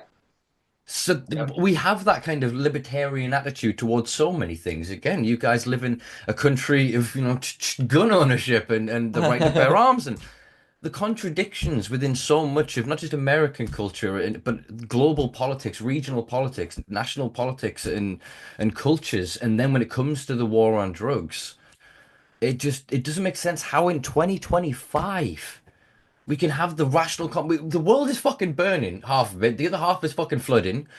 Half these people Yeah. can't eat. These people are dying from the water they're drinking. The air's killing those people. Yeah, it's Like, fucked. yet the plants that are making people less suicidal, less anxious, they're able, when you cut them off in traffic, to go, fuck you, mate, it's fine. Yeah. They're not going to be And chasing it after each other, trying to destroy each other and eating the world. We're just chill. The more I can't understand why they wouldn't want a passive population. yeah, it's mind blowing. It would be easier to trick us and get us hooked on Netflix and shit if they let us just get high too. I mean, they could just pump us full of this internet and fucking go on a YouTube fucking tunnel. You know what I mean? People just get trapped on the internet. You could never stop. You get too high, you waste a lot of time just But looking at what they want us to look at. sorry, I wanted to speak of. You mentioned sort of the meta. Mark Zuckerberg, man, that guy looks Okay. like AI generated. The video that he did the other day, sat in his office, and the way that it looks like somebody has been in, like, what was it, like Sims 3 or 4, one of those games, and they've like changed just his outfit and changed the presets of him, but he can't change that robotic nature of him, his delivery, and the way he was talking, smarmy, just bollocks. But I am slightly optimistic. Obviously, it comes to you guys, I think, initially, like now, isn't it? Is it almost immediate, implemented immediate? I don't know. I just hear people talking about it. That he actually did a video talking, a Mhm. statement thing. Yeah, yeah. Okay, I He haven't was he seen was that. he was sat in his office, and he released it. And it was basically kind of going, we're gonna step away from fact checkers, and we're gonna go towards community notes, more akin to X. He was talking about sort of freedom of speech and saying we want to get back to our grassroots, which is fucking ironic for people that actually remember what Facebook was started about, which was basically just to rate lasses' faces on whichever college campus it was that they were on. Yeah. Uh-huh. But he's talking about, no, it was always a free speech platform. It was always about bringing people together and blah blah and selling this bullshit narrative that he's, Interesting. retrospectively inculcated himself with. And so he was basically saying like, oh, what we want to focus on now is illegal things. And so I think obviously states' rights, the way that kind of works in variants, I think there's going to have to basically be like, ironically, like a meta-analysis of the laws across the various states and then they'll Okay. build, I think, a cannabis policy based on that. Because I can't Awesome. see how the fuck they're going to enforce it state Yeah. by state with the well, this you're not allowed to advertise it in Kentucky or like in where is it, Oregon? You're not allowed to use words like candy and things like that, like language that could be seen to what be inviting to children. I think Yes, was for sure. like That's so how it's that. supposed to be in California too, but people don't give a shit about that law. Yeah, but there's so many parts of it. I said that it's not advantageous. They've then gone, oh, we don't want that because we want all the pearl clutches to then go, you better be protecting the kids, and they've kind of faded away. And then they, like I said, they're looking over our shoulder, going, what are the culture doing? Oh, they're on candies. It's all candy stuff now. All right, candy, you're allowed candy now because we want to brand candy. Look, we've got a candy. Look, we've got a Uh-huh. Skittles, even though nobody's allowed to say Skittles anymore. But it's a Yeah. Z, it's a this, it's it's Uh, and it's yeah, it's weird the things that are being traded on, but I think the policy comes effective quite quickly into the continental US. Canada, I think, will be attached to that because of obviously their legalization. But they're wanting to focus on terrorism. What was the other thing? It's like terrorism, violence, international drug trade, and something else. And I think drugs were counted in like one of the subcategories, with a caveat towards sort of, regional laws. So it's going to be interesting to see how that kind of works. I think they'll have to roll that out into Europe because of sort of the medical access programs. So a lot of the clinics and things like that for all in the UK, they can't advertise the sale of cannabis as a prescription drug. They can advertise through social media their existence. Oh, did you know we exist? What do we do? uh-huh. Oh, click on our website, find out what we do. Like, do you know what I mean? uh, It's such a weird system, but there's yeah. certain rules and nuance in this. Like I said, as Germany moves forward with its medical market, that's moving further into the rest of the EU with companies like Tilray, Canopy, etc. Have got some big, strong claws into the European Union at the minute, which I discovered the other day is the world's largest trading bloc. So I think that's why Europe is such a battleground for cannabis at the minute. You've got kind of the East doing its thing with Thailand, and it tried to go, okay, let's do this as an experiment. You've got, the Far West with you guys sort of operating a very corporatized capitalist model. And I think Europe is trying to figure out how to scale up something because when it goes in one, it has to go in all. Basically, I think the 29, 27, 20 something member states of the European Union, basically their laws have to reciprocate as of the treaty. So you can't make unlawful in France that which would be lawful in Germany, like across the border. There has to be sort of a reciprocated thing in the law, because it's a larger block. So when, say, Germany wanted to go full legalization, as it were, with commercial sales, the reason they had to back down was the European Union said it would basically bring it into contradiction and would create these issues and basically face a domino effect that France would then go, well, Germany did it. You know what I mean? Denmark would be Uh, like, wait, France did it. And it same as we've seen with the States, but I think a lot faster because people would recognize the trade, but it would be like Luxembourg, sorry, I don't know, like Sweden growing weed, but not wanting to sell weed in Sweden. So they'd want to be like making money from another European country, but not their own domestic market. So like, we don't want to legalize it here, but if you're going to legalize it, we'll sell it to you. it's so interesting. It is a trip. That's what the UK's been doing for 20 something odd years. We've been stringently like, no, cannabis is a dangerous drug, causes psychosis, it's addictive, it's skunk, while being like the global leaders of international distribution of cannabis for medicinal purposes. Obviously, that's changed now with Canada coming on board and with its international exports. But yeah, Europe's a very weird little space. I think America, obviously, you look at it and go, "Oh, little Europe," and it's like the nuance of the laws, and sorry, the cultures that are then homogenized through the laws, then create this weird system of it almost can't change. It'll be everywhere else in the world, and then Europe will be like, all right, then. They'll have to, you know what I mean? When there's no risk to it, as it were. Um, but it's interesting. I wanted to talk, if we could, not everyone's favorite subject, but obviously you guys have got a new president coming in. I think quite historic. I think you learned he's the second president since his Glover Cleveland to win a second non-consecutive term. I'm not quite sure what that means. I know you guys have had like 40, 50 presidents, so that's quite unprecedented, as it were. So it means something. Um, well, how do you think this? What do you think this means for sort of descheduling, rescheduling, legalization, any kind of movement. Trump did come out and support Amendment 3 in Florida. I know a lot of the culture, myself included, didn't support Amendment 3, and we're quite happy to see it kind of fail. Um, but yeah, what do you think it could happen over the next few years? Could anything happen, or is it just going to be, same circus, different clown? Yeah, I mean, I think there's going to be some good from it. It's weird for for the legacy people, it's already been 7 years, so it's like what's going to change enough for legally for you to say you want to jump in and it's a bad time too to say like you want to be legal now if you're not legal or something. But I think Mm. like what he is all about the money, so he should be making it easier for people to make money. I feel like in the scheme of things, like so, which is bad for the big people, but maybe he'll make it certain things less of a problem, regulation wise, permitting wise, different things that we go through, like with these legal gardens and some stupid ass stuff that we have to go through. Maybe some of the things will be easier, um, but I don't even know really. It's very hard to say it's going to trickle down to make an effect to our community, anything like that. He's probably going to be more on the True Leaf cookie side of things, where they'll probably benefit from some of the maybe new changes that he'll try to implement. Grow the best weed. You guys are making good money. Let me keep it going. Literally, yeah, he'll look at the numbers. Yeah, he'll go, which one's the biggest? All Yeah, right, who's we'll making the buy that. most? And then when they've got more money, they'll say we made the most. Yeah, fucking idiots in numbers. It's interesting. Yeah.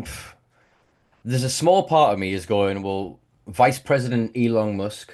I mean, not really, but I'm making a joke there. I have to Yeah. clarify for anybody that might, he's not actually the fucking vice president. It's gonna be Um, close, huh? it's pretty fucking close. Obviously, his affinity toward like 420 and his like casual support for cannabis over the years. Yeah, You've he then took that got hit on Rogan. you've got RFK Jr. Being talking about like we're gonna reform the FDA, and he's pro psychedelics and things like that and health. And I'm just kind of thinking if he's got these people around him, like I think the majority of his politics is going to be a fucking car crash, but I think the majority of just politics at that level is a fucking car crash under neoliberalism. It's the left and the right at that level. That which is allowed to be is because the money makers allow it to be. You know what I mean? It's no different whatever packaging it kind of comes in a way. And I say that as quite an ardent leftist.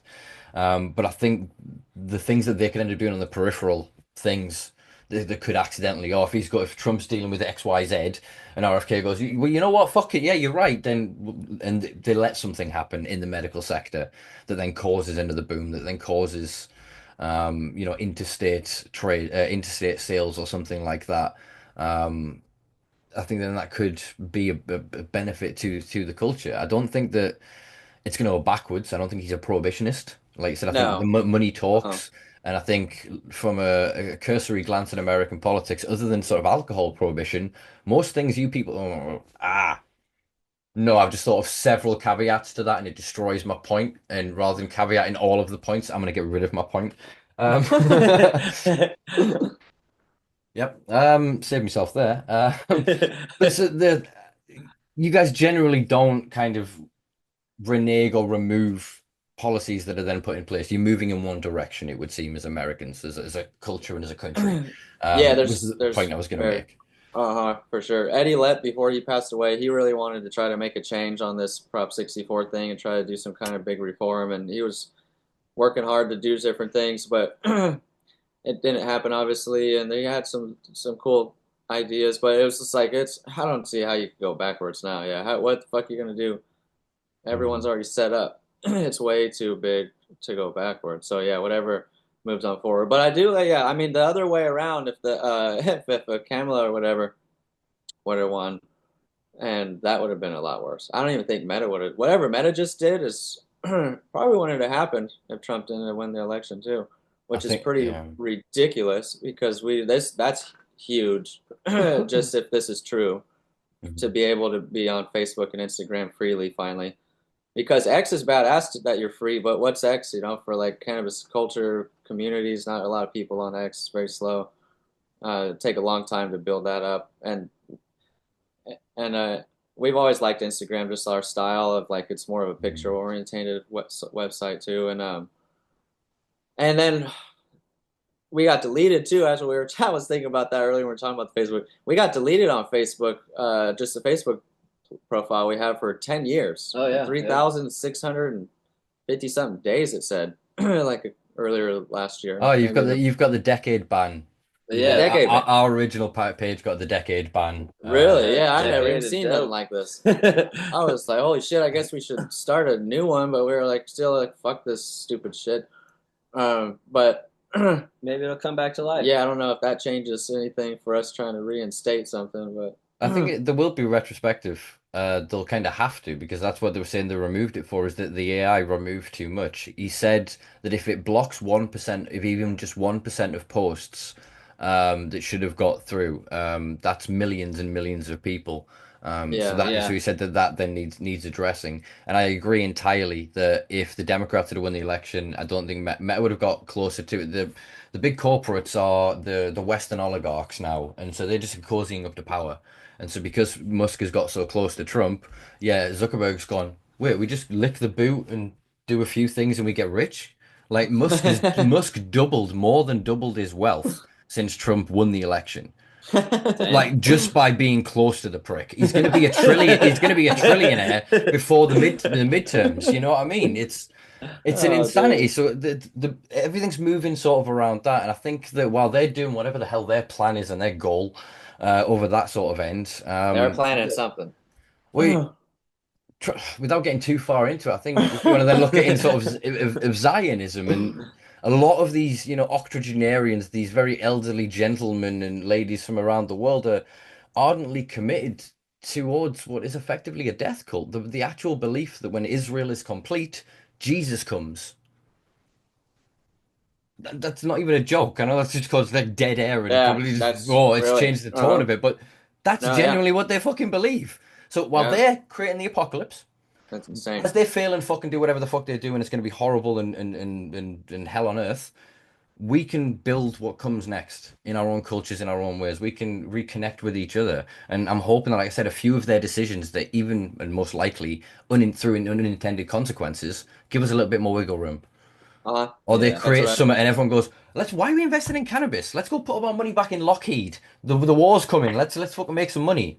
You know what I mean? If we can get distracted and all the money men and all the greedy people and that can just fuck off, we can all go, all right, we've got the law enough where Yeah. wiggle. Let's all Uh-huh. work together. Let's lobby. Let's pull our resources, and let's change the system to actually benefit us, to represent us. Yeah, for sure. And that's how it's been in legalization too, is over this since we started, there's wiggle room, but yeah, it's hard to get started and it takes a lot to get the initial start for a farm. But that was a little easier permitting wise, tax wise, than they let you wiggle and you figure out the loopholes. Then we're all doing what we've kind of done before with the legalization and just pay a little taxes. If they just let us pay a little taxes so you get off our nuts. You know what I mean? We'll do whatever we can do to stay legal and to pump the system and keep everything going, but just let us be free, a little more free than what we are right now. 100%. I think that they haven't understood economic stimuli. So, what do they call it? An economic multiplier. So, I think cannabis. Oh, I'm hearing one of my friends tell me this fucking anecdote, and I'm trying to fucking figure out where. I think it was Colorado. That in Colorado in 20, I want to say 19, 2020, something like that. The economic multiplier for cannabis was like $1 to $3.5. So for every dollar spent in cannabis in Colorado, $3.5 was generated elsewhere. So the more you put into cannabis, the more money was just made elsewhere. If these idiots could understand that, yes, you'll get your tax revenue, but instead of putting on the fucking farmers, go to the taco shop. Go to the end thing, find out where else the other money is going and equalize that tax around. The money will come out in Uh-huh. various other places.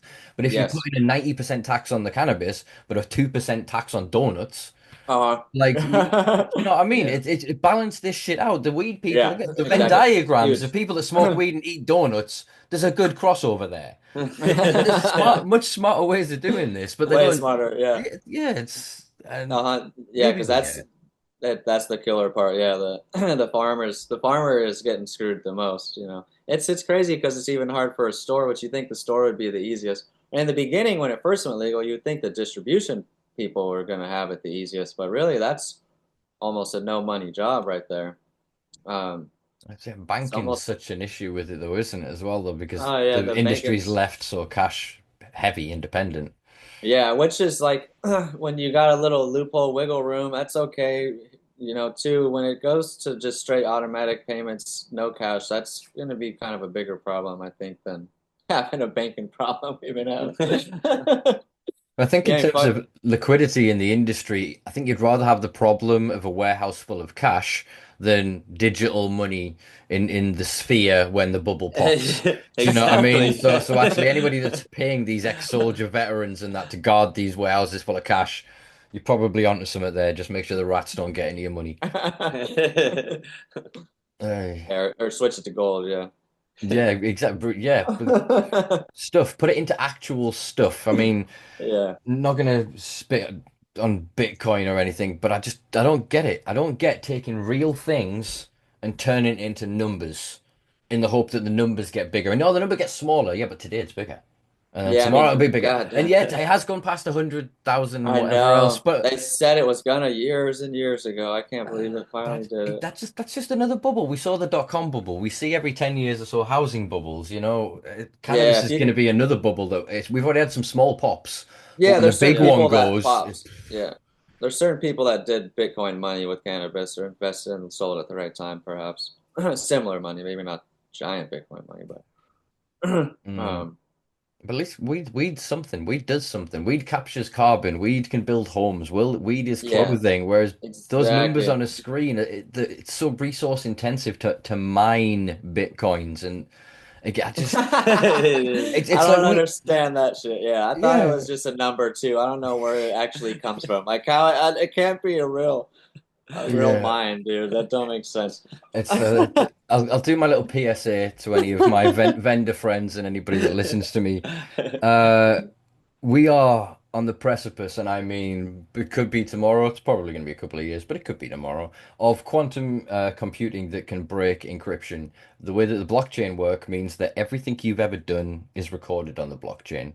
So when you've gone, oh, I'm going to buy my drugs on this, I'm going to buy this, oh, I'm going to buy this gun from this, da, da, da. That's logged in a ledger somewhere. Be mindful of what you do with these things, people. Just be mindful. You might get away with it today, tomorrow, for years, but at some point, when we move to that next level of computing and what we have looks like the Betamax, you know, fucking floppy disk and all of that kind of thing, you be mindful. Just be fucking mindful, people. So anything really dodgy you're doing in life, cash is still king, people. Cash is still king. Right, Um, you're onto a lot of stuff. What is up with the quantum computer? I was telling Old E about it. They're trying to plug it in. They're getting some it's kind of they're trying to keep it cool. there's a It's quiet John. there was a Yeah, I don't know couple. nothing about this. Yeah, there's a couple of quiet arms races happening in the world, and yeah, quantum computing is one of them. So traditional computing works with a binary that is a one or a zero. You then have Uh-huh. strings of ones and zeros to then create data sets. That data then can be translated into imagery, into music, into to whatever, and so you get huge clusters of binaries. What a quantum computing system does is it can be a one, a zero, or a one or a zero. It can be like Just simultaneously back and both. forth. It works on like Einstein's principle of spooky action at a distance and the entanglement of particles. It's so Yeah, unreal. there's a mental science to it, but like China have been on this shit. They are able to they produced a paper and said that basically what they did was they put a chip on a satellite, sent the fuck out of space. They put a chip effectively just on a table somewhere. They were able to electronically change something on the chip in space, and simultaneously the same thing occurred on this chip. So they're using theoretical physics to make physical technology that is levels, centuries beyond what we're looking at the minute. We're playing with like, oh, we're in the sandbox, and then the big engineer comes along and goes into the fucking 100-story build. Like the scale of difference, we're looking at the 1970s of like some nerds theorizing about what if we connected this and we had this wire and sent this data packet and da da da. To then you now watching an 8K porn video in the toilet or whatever while you're having a shit. Like the levels that we've jumped, like it's that, but times the next. The simultaneous computing power of this is fucking phenomenal. Encryption is done. Like your password of whatever, this thing just goes in and oh, it's done fucking a trillion computations. It's tried every word. Like it's tried every variable of every word. You've got a 16-bit number that protects banking. Well, 16-bit is then the number of that times that times that time equals the total number of potentials. This thing just tried every number. It's so that's one of the arms race. The other is then this as the whole thing with fucking the drones that you see in the people are talking about with Yeah, Jersey talk and all this about stuff it. of Let me like hear that kind of technology. It's the same like the stealth bomber and stuff. So we had most of, and it's I don't believe, on my personal belief here, and a lot of people may disagree with me. Feel free to disagree with me in the comments here, folks. Is that it. the UFOs are a state-ran thing. The X-Files got it right, effectively, in the sense that, or partway through when they were talking about that they create the illusion of sort of aliens. They're like that idea and narrative of supernatural and all-powerful and rare gives the wonderful cover for them to test the next generation of technology. Like Mm. we then go, oh, you can't do our spacecraft going up and it's on 9G. Formula One drivers do like 50, 60G and shit. Don't talk to me about these things that are not physically possible on the human body. It's the technology in the human in twinning that we have to figure out. And what they've then done is gone, remove the human. And so the speed and power of these things can do things that, oh, well, a conventional aircraft can't. Why can't a conventional aircraft do that? Because it's got a Uh-huh. human in that would pass the fuck Yeah. out. Uh-huh. So it's all this shit they be doing forever behind closed doors. I feel 100% every time something major happens somewhere, oh, there's a UFO sighting, there's a da there's a da. Yes, there's random testing because I mean the US maintains bases in what? What is that number in my head? There's like 184 countries, isn't there? And it's something like 70 something percent of them. So it's 100 Damn. and something, it's 100 plus Uh-huh. countries of bases. There's multiple spaces in the UK that are technically they're called RAF bases, but it's sovereign American soil. We're not allowed to know as British nationals or as the British government. Our Secret Service isn't supposed to know what the fuck you guys are doing on those airfields. That's so Like, insane. do you know what I mean? We like to think, history ended as we were told by that Japanese ecologist that I got. I can't, whatever he was, the guy who basically said that yeah, we're living the end of history after the fall of the Berlin Wall and the collapse of the Soviet era. And so we lived blissfully through the 90s and the early noughties, going, la, la, la, la. And then 9/11 happened, and we were reminded, oh shit, history just started again. Like in that period, they were still doing all of the stuff. Like this whole thing of like Tor and the dark web, that was created so the American military had a way to encrypt and send its broadcasts like Mhm. the Onion browser. All of this. There's so much of the things that we're looking at going, oh, this is cool counter, what do they call it? Like anti-establishment kind of shit. And people are like, oh, hackers, da da da. All you're doing is then waiting for the FBI to come knock and go, job or sell. Yeah. Uh-huh. Like that's literally all that's happening around with any of this shit. It's now we're living a live laboratory, and they are just testing every shit in real time around us. Yes. And it's just so fucked. We're, oh yes, AI tool. Here's all my data. Here's everything I've ever thought for everything forever. Like, do you know what I mean? We're just willingly giving it this shit. So then when it comes around and like with a quantum computer with artificial general intelligence, that's the one of the other main arm races is AI, and they're Uh-huh. pissing trillions up the wall. They're mortgaging kids' futures. They're taking money from effectively disaster relief and shit to put into fucking the future Damn. speculation of this stuff. I'm not saying like directly. It's not like they've gone, give me Uh-huh. this money from this, but everything else is losing funding. But then we look at what gets funding. It's war, it's future investment, it's Yeah. technology, it's things in the Uh-huh. Silicon Valley and For future sure. speculation of stuff. And so the race for artificial general intelligence, if you could actually get a machine that can think, truly think, not generate intelligence, appear to be intelligent, but actually be intelligent and have an individual sense of self, plus quantum computing. Yeah. That's Skynet on acid. You know what I mean? That's just gone. That is just gone next level. You know what I mean? And that's what they're racing for because the governments are scared. People are truly scared that it's not nukes anymore. That was the fear of the last century. You know what I mean? That whoever gets it's not about the nation that has 10,000 nukes. It's the man that has one. You know, that's the guy that causes the chain events that ends the world.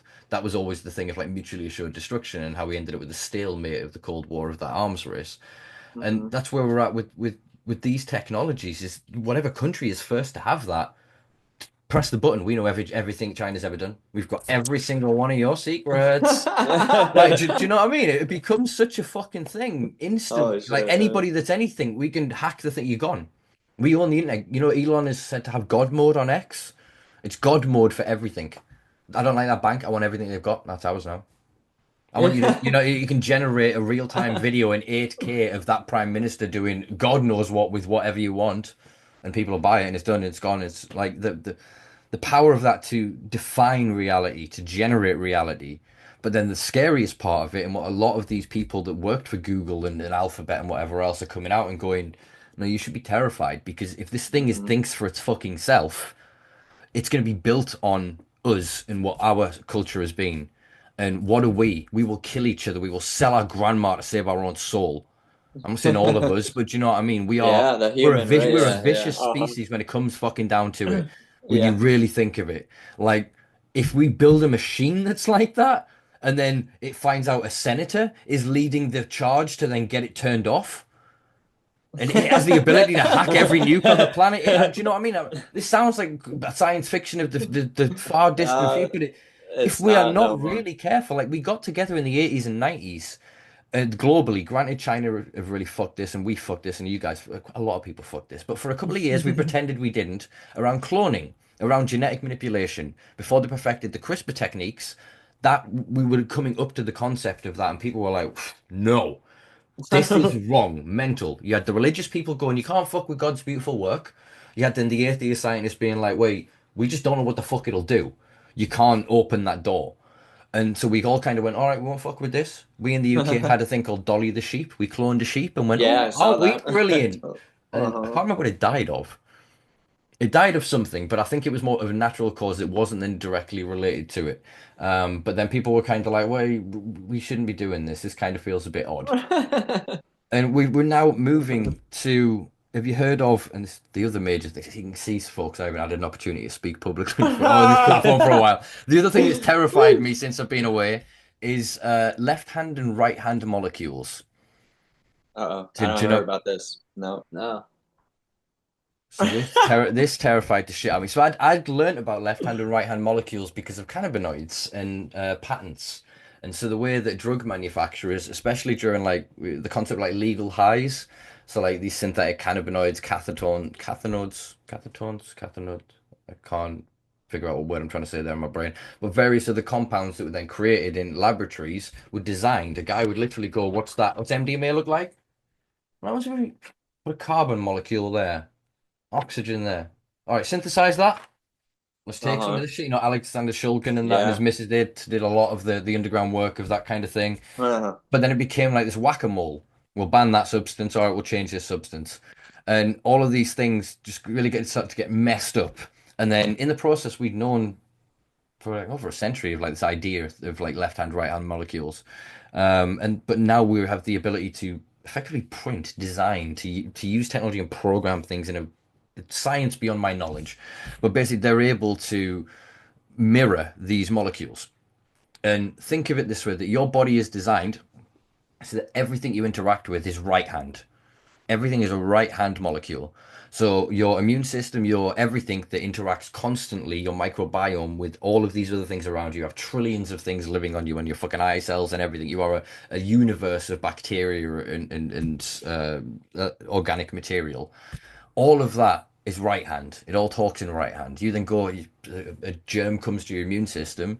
You have like a bouncer's book, like a list.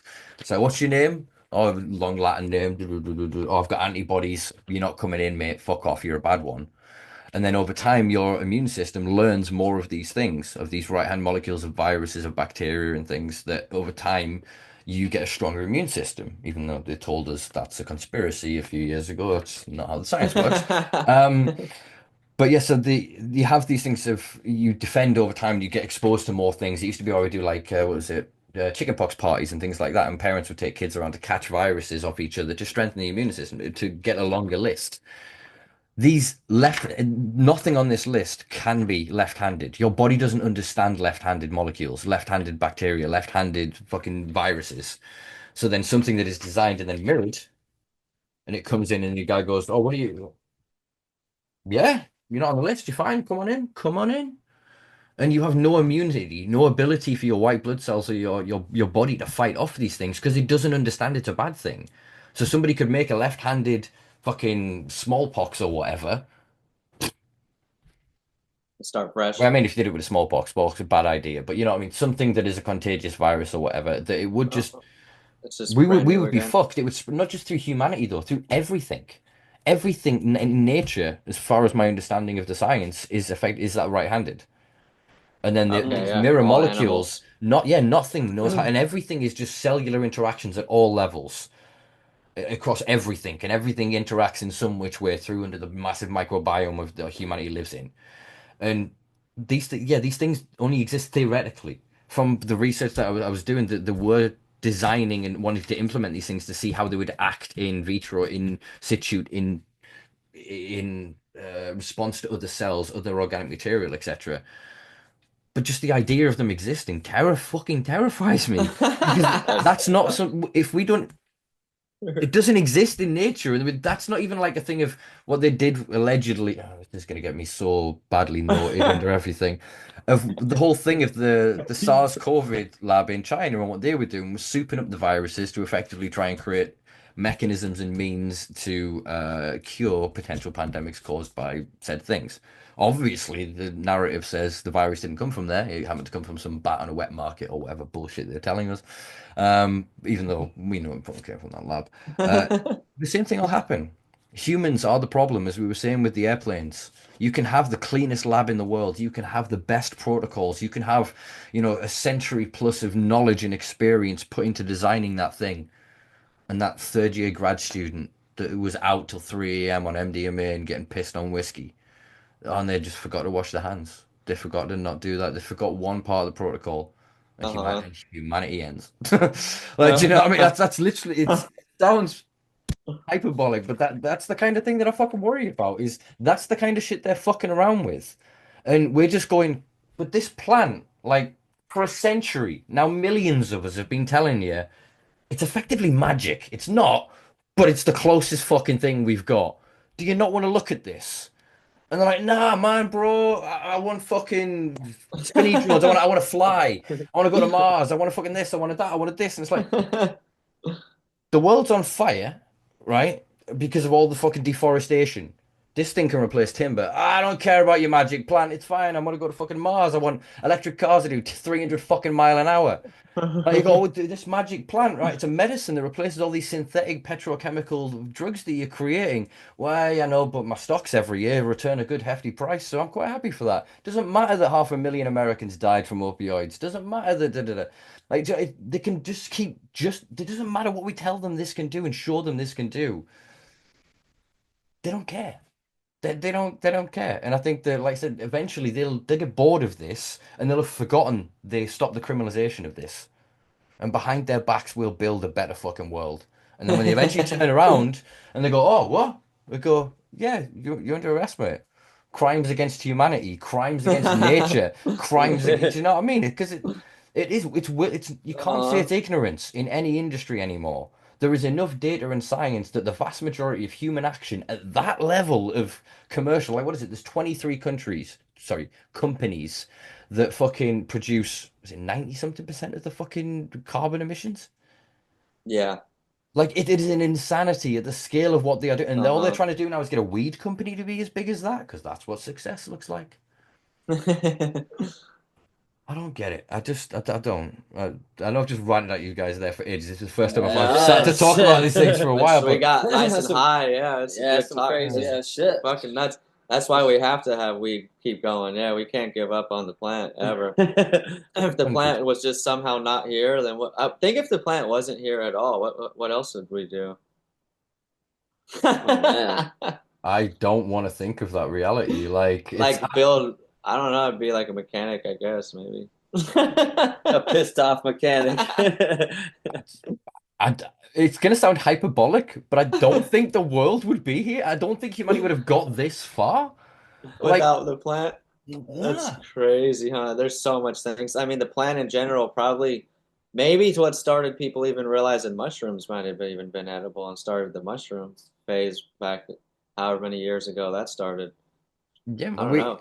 Was we mushrooms here before the plant or not? fire was what yeah, mushrooms and mycelium I think predate most of the flora and fauna on Earth. Okay, yeah, they're Um from space though too. wait, God, there's some interesting fucking theories. You ever what is it? Is it transpermia? The idea that the bacteria and everything that became the branches of the creatures of the Earth actually came from Mars. Oh yeah. Yeah, and there's some again. Actually, it's the X Files was the first place I got introduced to this, and I went, "Oh, I'm gonna go and fucking dive down a rabbit hole with this shit." And there's some solid science to it, as much as Yeah. anything else. Obviously, the creationists and the people who are like, "No, well, Jesus put us here 2,000 years ago, and that is a fact."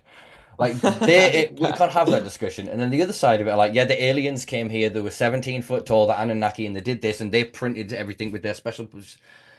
There's no middle ground for people, and I can't see. It frustrates me. But yeah, there are some things that seem alien because when you look at the branching of the evolution and the history of some things, going, oh well, this has a 500 million year lineage, and then you just have this thing that just doesn't fit in, that doesn't fit into any of it else. That yeah, there's some parts of that that are so weird, and the way that we are starting to understand that mushrooms work synergistically with the forest, with the soil, like you guys will understand from like Uh-huh. no till of Yeah. like you get that right, that communicates, that transmits, that transports all of the things that is necessary. That helps things work. I mean, again, I'm gonna rant here for a second. It's all the LA fires the past fucking week and seeing the number of people who don't understand how trees work and pulling groundwater up and how trees can survive extreme heat. Yeah. I'm going, well, this must be space lasers because that tree isn't fucking burnt. And it's like, wait, there's mycelium connections and the roots are connected beyond deep that you can imagine. That even when it hasn't Yes. rained for 2 fucking years, it has access to water. When something Yep. gets hot around it and it goes, I'm burning, it's like you sweat, you pull water from your deep depth to your Yep. fucking body to protect yourself. Sorry, I yeah, it's just It's bothered me that I've seen people actually saying that recently. yeah, no, Of course, yeah, there's they're been gonna say everything right now. for years, yeah, there's been it's always crazy to see. Yeah, it's like, man, these trees are so strong. Like it's insane what they can take. And then it's Mm. just there's certain size fires are so beneficial for the forest. These Wait, bigger trees are so when strong and everything else sounds fresh. the natural as well. I mean, there's so many of the redwoods that were cut down in California. And what was I reading about? The is it eucalyptus trees were planted in massive amounts to replace the redwoods, and they contain an oil that is highly flammable. That Yeah, you it's a basically bad heat them idea. up in the oil inside it, and they fucking explode. Uh-huh. And so they went, oh, this place that has annual forest fires. It's Let's make the trees explode. Make in gas the middle of the trees. redwood forest. Yeah. I guarantee you, when they were replacing those groves, that there'll have been native tribes going, Yeah. dude, no, Wrong, no. And wrong they're like, trees. what do you fucking know? You poor bastard. You've had all of this land, and did you industrialize it? Did you build a skyscraper on it? No, the nuclear not worth it. You know what I mean? You It's don't just even know how shit. to use the forest. I just don't understand. It's crazy that you can make the hempcrete buildings too, huh? Isn't that insane? Fireproof buildings with made out of weed. What are you doing? Again, How are we not doing this this? is an opportunity Yeah. for fucking. I can hear Jack screaming from his grave, looking at the devastation in California. Going, oh, you need to rebuild all these homes in a flame area. Yeah. I wonder what material that you've now legalized in this area that you could potentially use to Yeah. fucking do that. And then Uh, they're gonna no, we're gonna produce all of this fucking concrete, all this other shit, and they're not gonna learn the lesson. They're gonna re-fucking build, and the same jokes that the rest of America make about Hurricane Alley, going, "Well, you've lost your house how many years in a row now?" yeah, that's what's happening out here Uh-huh, for sure. yeah. It's fucked. People are there's oh man, it's so devastating. So many people have had multiple fires that they've gone through. We've had three Bro, super close calls back in 3 years in a row. It's so scary. Yeah, and, yeah, it's insane. A hemp house could just they're just gonna put fire extinguishers in the house. You know what I mean? Like these tornado fires, these like apocalyptic fires give a shit about a fire extinguisher. Like a freaking A water setup in your house. It's not that big of a deal once the rest of But it's on fire. look how many of these houses had swimming pools. Think how much of a volume of water that is, and that just evaporates into the fucking breeze.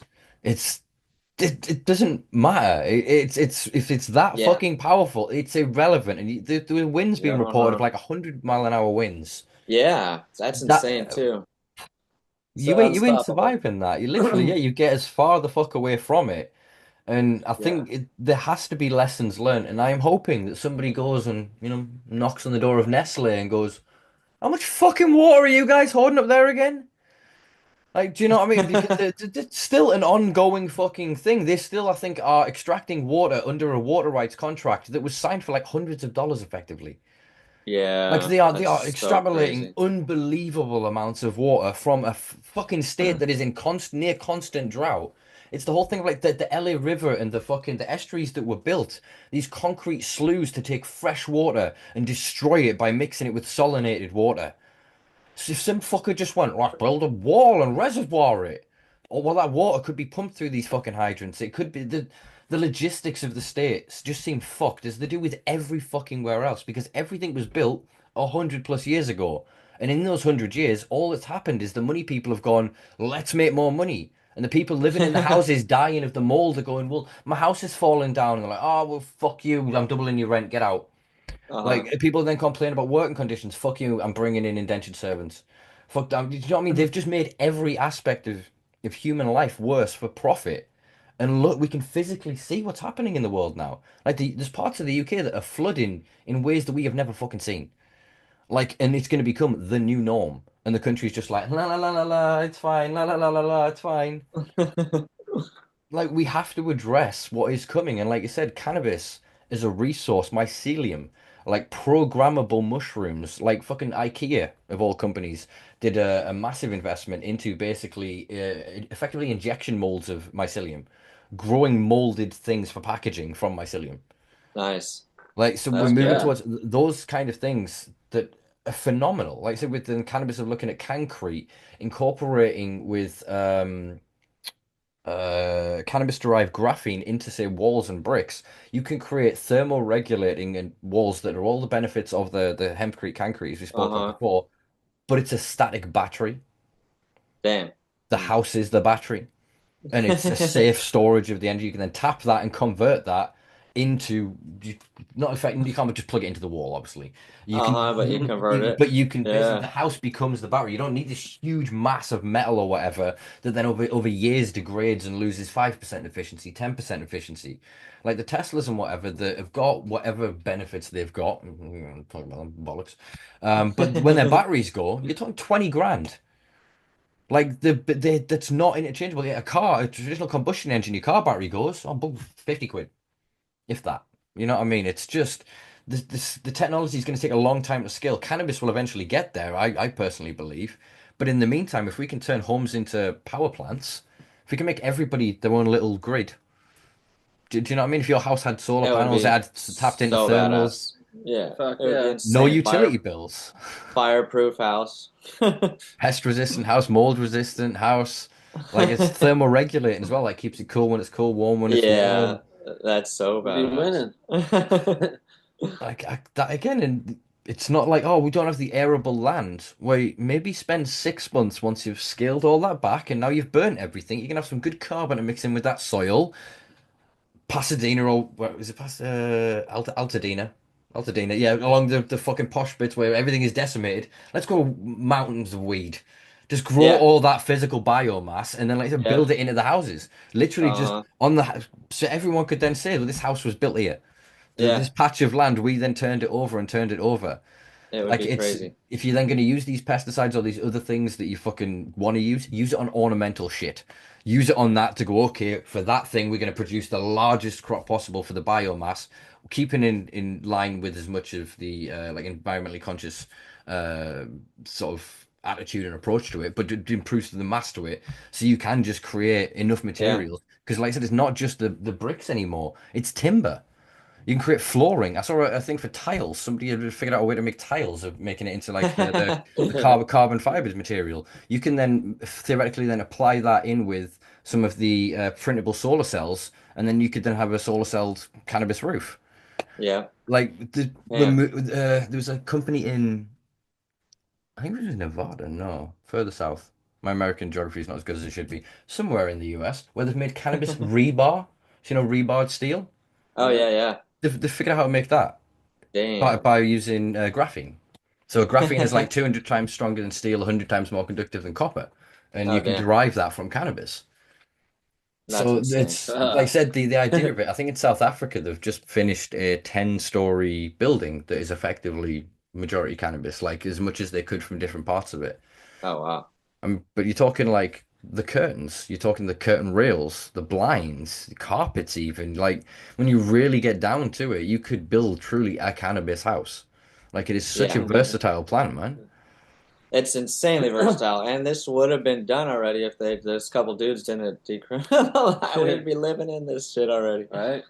Well, that was It's what so insane. Henry Ford's plan for all, a dick to many people and supported a lot of really fucked up things. But in terms of his contributions towards industrialization, if he would have been allowed to do what he wanted to do, creating the composite bodies of the cars out of soybean, flax, and cannabis, they would have just kept investing and investing and Yeah. investing. And when it became petrochemical plastics, it wouldn't have been. It would have been soybean, flax, and cannabis. It would have been plant polymers.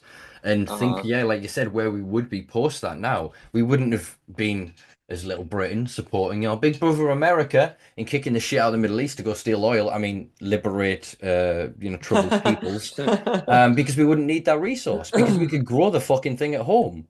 Yeah. And Yep. hopefully, eventually, generations to come. Maybe it'll be your children. Maybe it'll be their children. We won't live in Yeah. that Probably world too. of resource scarcity. We won't live in a world where five men get in a room and go, there's this thing these people really need. If we all buy it up, we get to pick the price. We get to choose what they get and what, you know what I mean? And that's what they've done with Yeah. every other product and every other thing. But cannabis doesn't fit into that box, man. It's rebellious in its own nature and it inspires us to rebellion. And yeah, we're rebellious. We're gonna Yes, fucking we rebel are. against this. You know what I mean? No matter what you do, no how good you get it, unless it's what we want, that's not good enough, mate. It's not good I enough. know. Exactly. We know what we want. Yeah. When we're happy, we'll just be quiet and chill. Sit Exactly back and that. do Yeah, our when you thing. 100. Um, a couple of quick points here. I'd be remiss to not speak of since you guys are California, and then I'll let you guys get off to your day. Um, What has happened with intoxicating hemp products, I think is the language. Because didn't Gavin Newsom ban them in September? And then I think I read a couple of days ago they're going to be brought back, but with some weird regulations on them.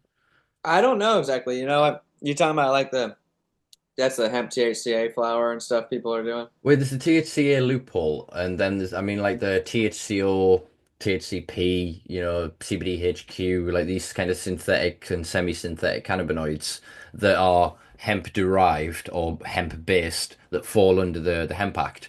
So they were then federally legal in all states. Uh-huh. Yeah, Gavin Newsom came out, I think, or it was effective, I think, from September last year, was this ban on intoxicating hemp products. And I think it was because of lobbying pressure from classic THC sort of cannabis industry going, how come they can sell in gas stations and corner shops and head shops and Uh-huh. they don't have to jump through all these loopholes. Um, and so I think there was a quick sort of kibosh put on that. And it seems like they're bringing it more in line with kind of the European sort of attitude of, oh, we'll put a 0.3% THC cap on it. It can only be certain, like, I think it has to be partially derived or fully derived, so it can't be, oh, we effectively like left hand, right hand, as I was talking about before. Like, you can't design a molecule that looks like it comes from hemp and then Yeah. say it comes from hemp. Uh-huh. Um, so yeah, I think that's ongoing at the minute. So yeah, Yeah. Yeah, that's an interesting thing. We've been for sure getting more into that stuff this last couple of months, just picking people's brains about what's going on out there. There's a company in Florida that we were talking to that they have a really cool company. And I was just asking them a lot of questions, yeah, because they have a couple stores in Florida and they sell their THC different, or the hemp derived whatever products, and gummies and flour and different things on their website. So it's just been interesting, yeah, that's even how that works. It's it's a funny loophole for the people that are doing with real weed.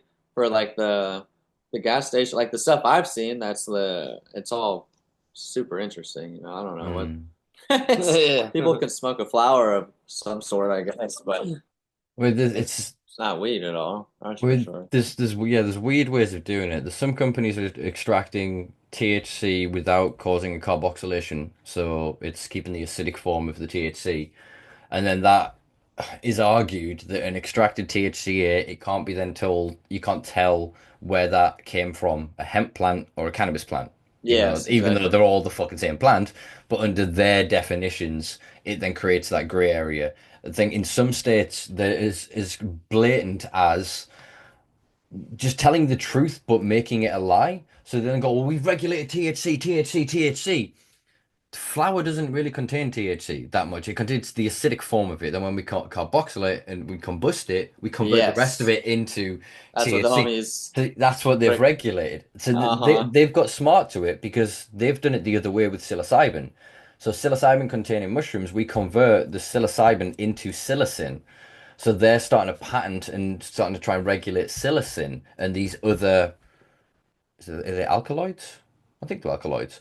In magic mushrooms instead Okay. of so the no, sorry, the other, my brain went backwards there. Sorry, the other way around. They're trying to patent the thing that's in the nature rather than the thing that The we final derive it product. into. Yeah, yeah, yeah. So Uh, that they can actually have this stranglehold, so it'll stop that loophole. That was what I yeah, was trying to say there. But yeah, yeah, that so it's makes as sense. blatant as saying then I've got THC flower. Oh, it's THCA flower. And the person comes in and go, oh, what is that? Is that THCA flower? Yeah. Or is it from hemp? Yeah, yeah, it's from a hemp plant. And do you know what I mean? And see, there's enough of a just you get in through it, you can wiggle through it, and so it's just bold-faced lying. It's what's happened. Yes. It happens in the UK over here. Like CBD flower is illegal. I mean, not illegal. Sorry, it's unlawful to sell. The flower isn't criminalized, but the act of then selling it is unlawful in the UK. Okay, Yet yeah. there are some companies and some shops in parts of the country that I'll not name for their own discretion, although they're not discreet, that advertise and sell, oh, this is CBD flowers from hemp. So, oh, it's fine because it's less than 0.3% THC, which is not how the rules work, but the regulators not very smart.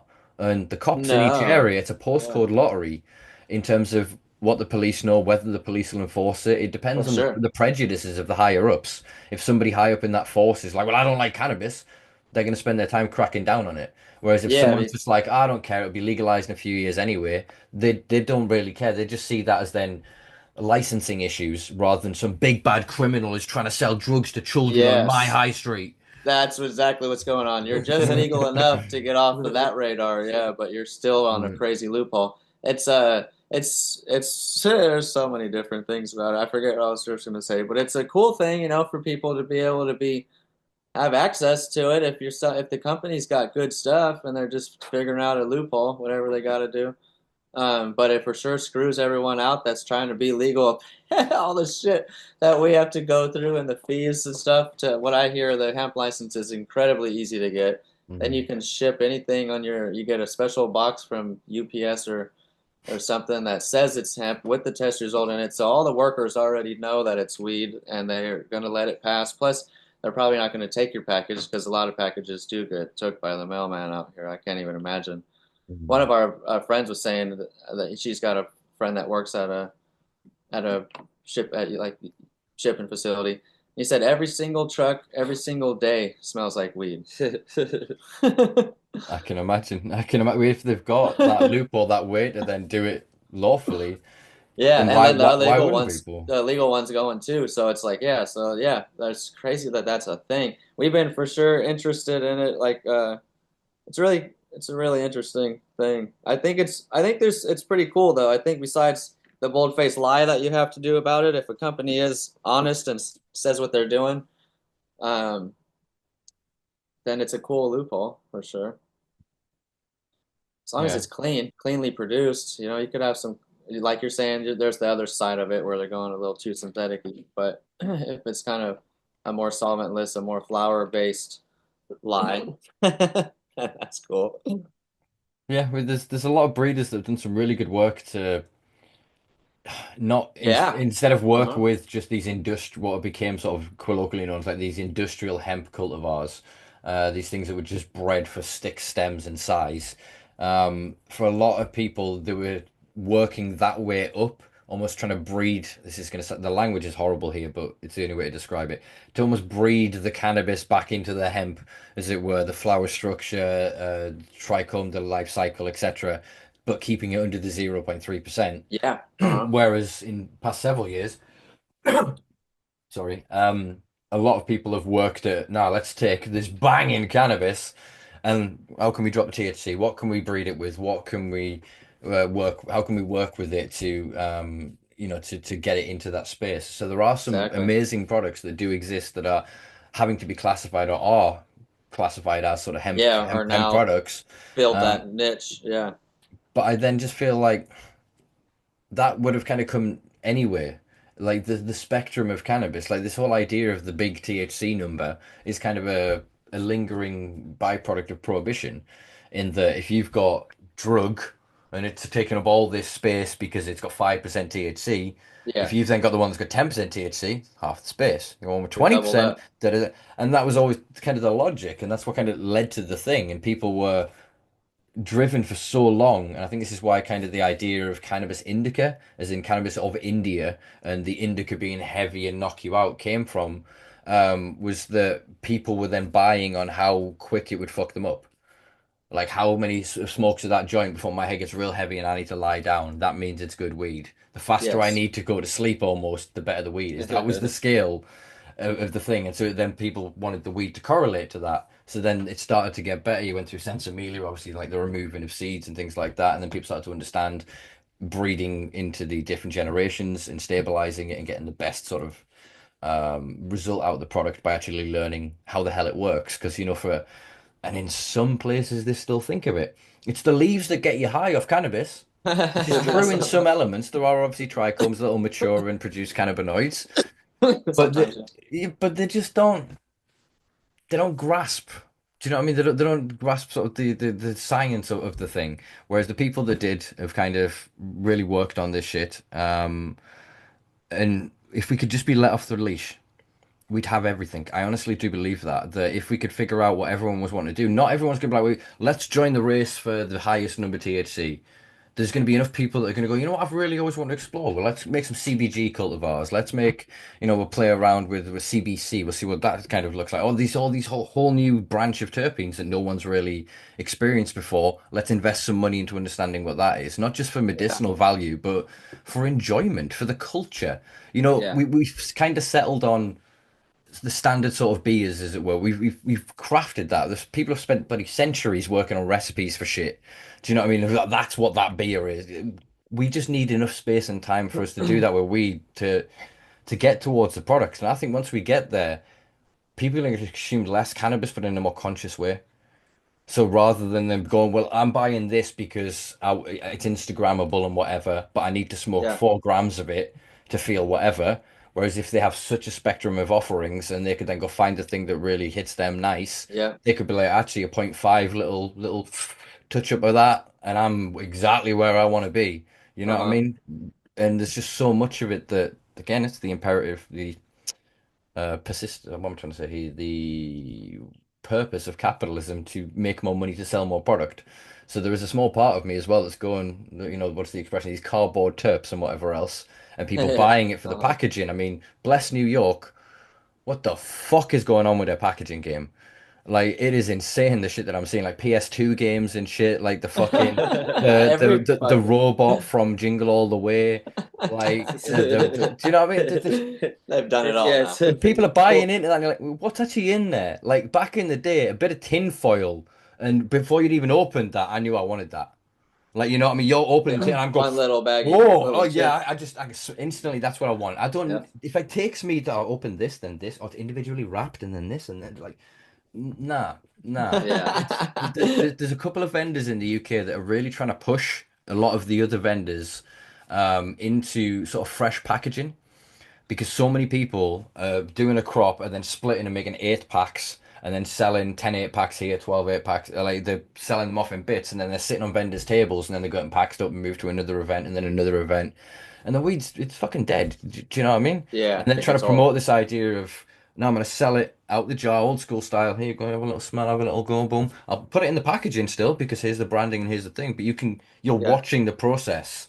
yeah, It's like yeah. it's it's the old druggist experience or the old sweet shop experience and going in and get your penny chews or whatever.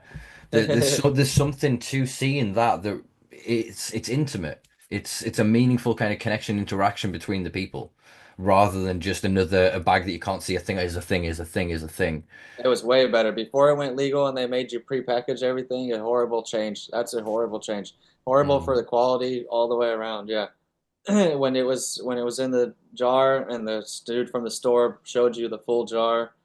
Cute, like normally sometimes some clubs had a QP jar and stuff. One of those nice Mhm. mason jars we like. Yeah, and then weigh it out for you. Yeah, put it in that fancy bag after we already got to pick it, after we already got to see it, and then keep that jar in a nice spot and the rest of it somewhere else, not already pre-packaged in its little ape thing where it's the more weed you have together, the better it's going to cure, the longer it's going to last. That The has always Yeah. been my belief and theory on Let it it. all uh, resonate together. Yeah. Yeah, the totes we like to have, like, when we leave things for months, it's just a giant tote all together. There's Mm. least amount of air in there as possible, just least amount touching it.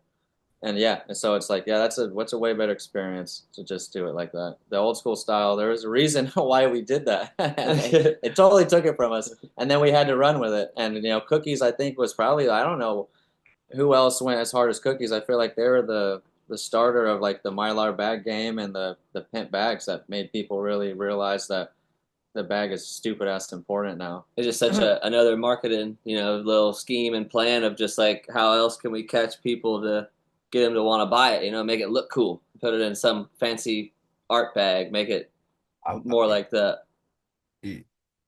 yeah, sorry, I was just gonna say, I wonder how much of that comes from the regulators then going, well, you can't show the product, and then Instagram going, well, you can't show drugs, but this just looks like a fun little packaging.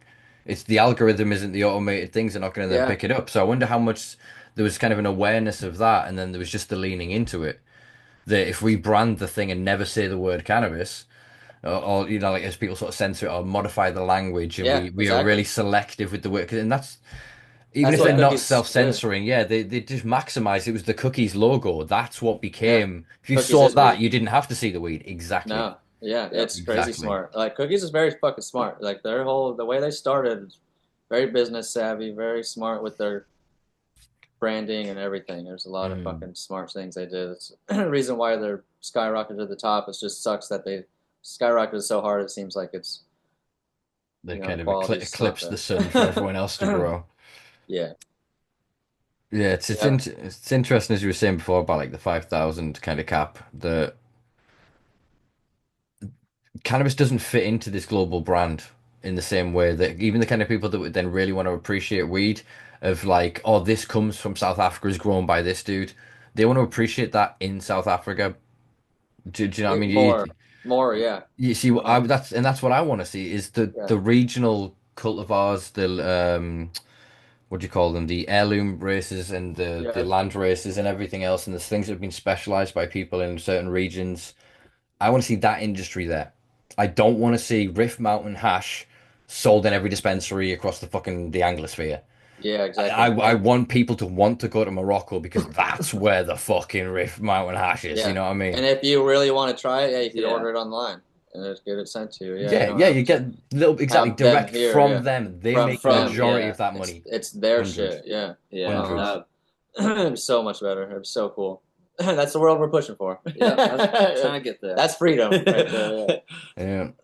I mean, I think we can't be too far. We're talking about like the uses of sort of cannabis, of biofuels and bioethanols. I can't think we're that far away from figuring out using cannabis and other plant-derived ethanols to create a kerosene-like substitute, something of such a higher octane that is used for not necessarily rocket fuel, but definitely for jet fuel. And I think that's going to come. That is going to come. Uh, there is such hope for. I don't know if you saw as well. Was it the solar powered plane? This it is. They No, made no, they, I heard a they, tiny bit, but that's they made a solar powered plane. Can't remember how long ago. Probably only a few years at this point. And they took it up and they went, "Oh, we're going to do a few hours." And I think they brought it down after like 20 something hours. because it They're over gone. it worked so well. Like they Uh-huh. were just basically testing it to go, well, what is the amount of power it takes to generate versus its storage, and basically working out in a live field the math of what that would then how it would work in a real world setting. And the efficiency of it was so that it was just it's making too much power. I think was the reason they brought it down. Was it was almost they couldn't store what it was then generating because Uh-huh. once you get up above Yeah. the I can't remember what you call the current levels, but where the density of the clouds are, and you get up to the ionosphere, stratosphere. I used to know all the spheres, but up Whichever one. there, Yeah. yeah, it's Uh-huh. just light. If you are the sun is on that side of the planet, you are getting the sun. There is nothing Uh-huh. filtering it. You're at the lowest point of the atmosphere that would then break down the intensity of it. So the higher you get with a solar cell, the more efficient then it becomes. For sure. So if we then put something like that with then if we need lift or whatever to get a big passenger jet off the ground, then you'd use a combustion engine with something like a bioethanol fuel, something that is then carbon negative in its production, that is a far less pollutive, doesn't produce like biomethanol, methylene, I've been watching Breaking Bad, so I've got the wrong chemicals in my brain. The bad gases, the bad gases, as it were. So a small amount of boof get you up, and then once you're up, you've got all the fucking power in the world up there. Do you know what I mean? I think the concepts and Awesome. ideas of things like that. So Yeah. we shouldn't be limited by air travel. We shouldn't be this thing of going, well, no, you can't leave. Like, no, open up the fucking world. You want to erode ignorance, as fucking Mark Twain said, travel. You know what I mean? If you go fucking see the others, find the others, see what others do and how they live, not just through this filtered screen, this augmented reality that we have. Go have the smells, the taste, the sights, the sounds, how it Yeah. Yeah. stimulates you, how it lights up the fucking hairs on the back of your arms. You know what I mean? Like It's that awesome. possible future for us. Like I said, cannabis being again, we just sound like a lunatic, but it's fucking true. It's an infinite resource. From our seed could be 1 trillion plants. Nothing has that return power and potentiality. Do you know what I mean? That you grow one plant from it, clone another plant, clone, boom, boom, Yeah. boom, boom, boom. Wow. Like Yeah. everything else requires more stuff to make more stuff, and then all this huge expenditure of energy to make more stuff. Whereas just keep it alive and it makes more stuff. Cut it. Oh, put that down. Oh, damn, I've got another one. All right, I'll keep watering it. Oh, cut it. Oh, we've got to do. Oh, shit, there's another one. Oh, shit. Like that could be that easy. And if we devalued cannabis far enough, I know that sounds controversial at first, but like what I mean by it is if everybody could have their bit and were in their space with it, but it was devalued enough that it could grow wild at the roadside, that's when we'd start to really get somewhere because then we could rewild huge parts of the planet. If you want to have a carbon Oh yeah. sink, oh, let's Uh-huh. put 2 trillion cannabis plants on the island that nobody lives on and sequester 325 kilograms of atmospheric carbon per ton and then just Yeah. let it grow and die and grow and die and grow and die and live its own fucking cycle. You know what I mean? With small projects like that would effectively take nothing, or even like I said, diffusing that every roundabout. I know you guys don't have roundabouts, but at the roadsides, in sides of golf courses, in nature parks, wherever that you would just add it into the rest of Yes. the plant life. It would become part of the Uh-huh. biodiversity of the area, Yeah. and people wouldn't then, oh, I'm gonna fucking go and get that fucking because why would you? It's Yeah, so exactly. ubiquitously available, and the quality is far better Uh-huh. that I think if we can get to that point of it, then the resource of cannabis will truly become useful to all of humanity because it'd be so ubiquitous. Like I said, it won't then be based on the limitation of that resource. The resource itself will generate more wealth in the rest of society. Yeah. It then becomes That's like that infinite growth paradigm. that's Yeah. what Jack and and Eddie was talking about for a long time. Yeah, they understood that fully. It's so true. The power of the plant is so crazy. They could do anything else with all this other stuff. You could imagine what crazy people could do over the years. Yep. Good and bad, you know. You could just Yeah, everyone go crazy. We'll do the good. You guys do some synthetics, whatever you want to do. yeah. We'll Learn compare learn how notes a to little. yeah, learn how to fake the plant. Yeah, we'll keep the plant maximizing its natural potential. No, hundreds, hundreds.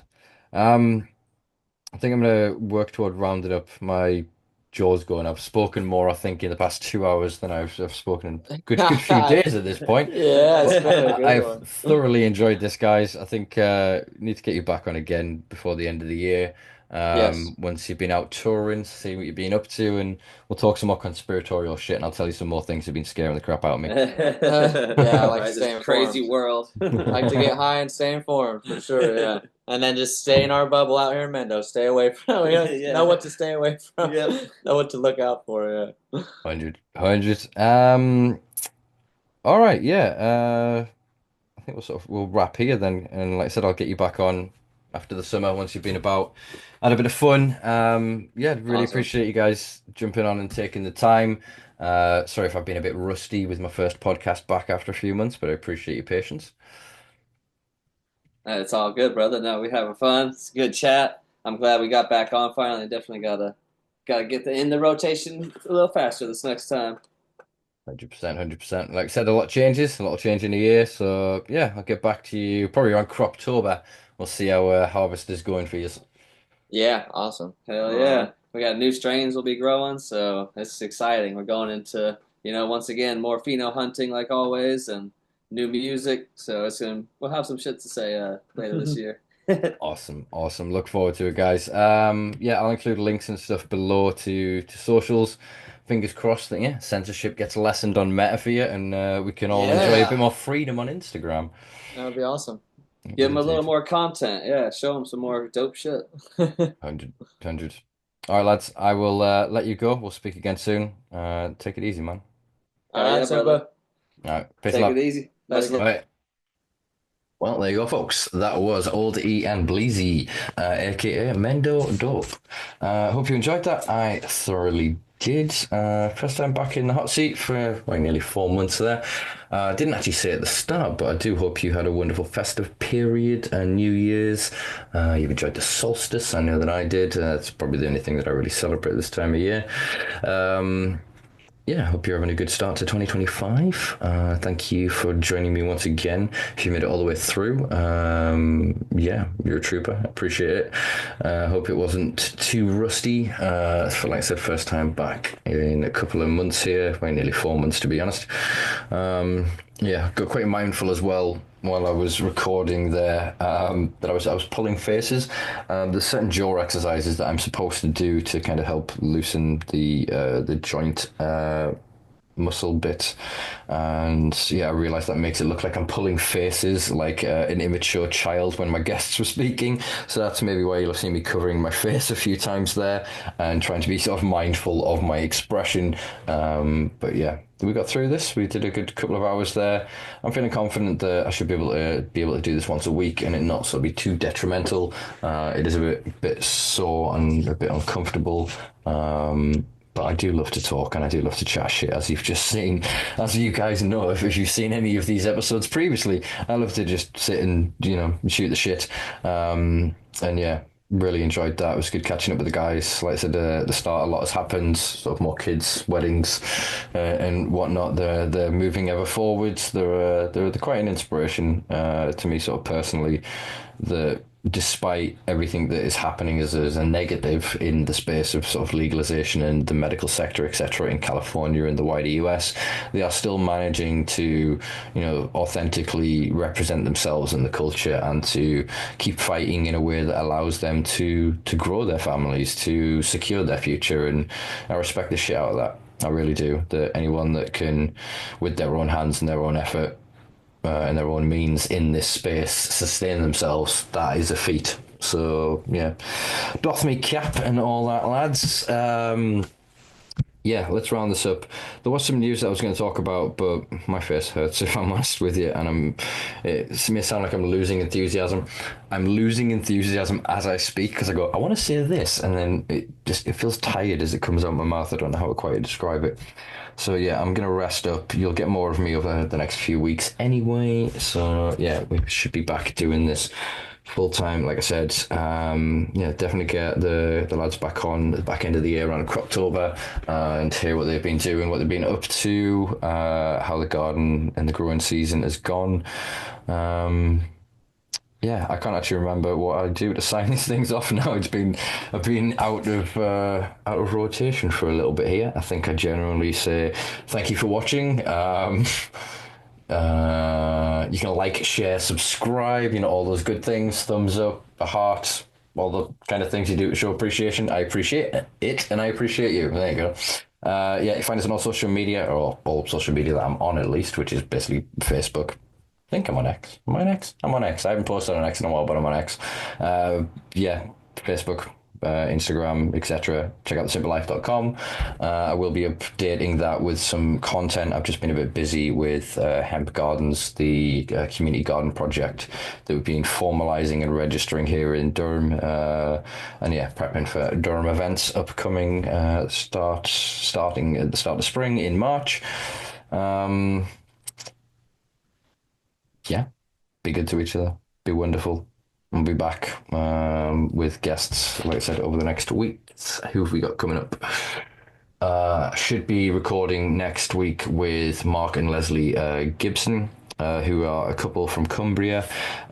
Leslie has MS and Mark has been represented, well, they've both been represented in the cannabis industry and space in the UK, or the activism space, for quite a few years. They got quite a famous acquittal, I think 5 years ago. The anniversary was maybe last week, of the acquittal for cultivating their own cannabis. So we're going to get their story and catch up with them. I'm not going to reveal the next guest after that, but they're quite a prominent doctor in America, so looking forward to getting them on and having a chat as well. But yeah, like I said, should be back with weekly episodes, and hopefully I'll get less rusty as time goes on and I remember what the hell I'm doing. But yeah, I'm going to go and rest my face and my jaw. Thank you as always, folks. We'll be back next week with, I don't know, somebody. You'll love it. I'll love it. It'd be awesome. All right. Peace and love.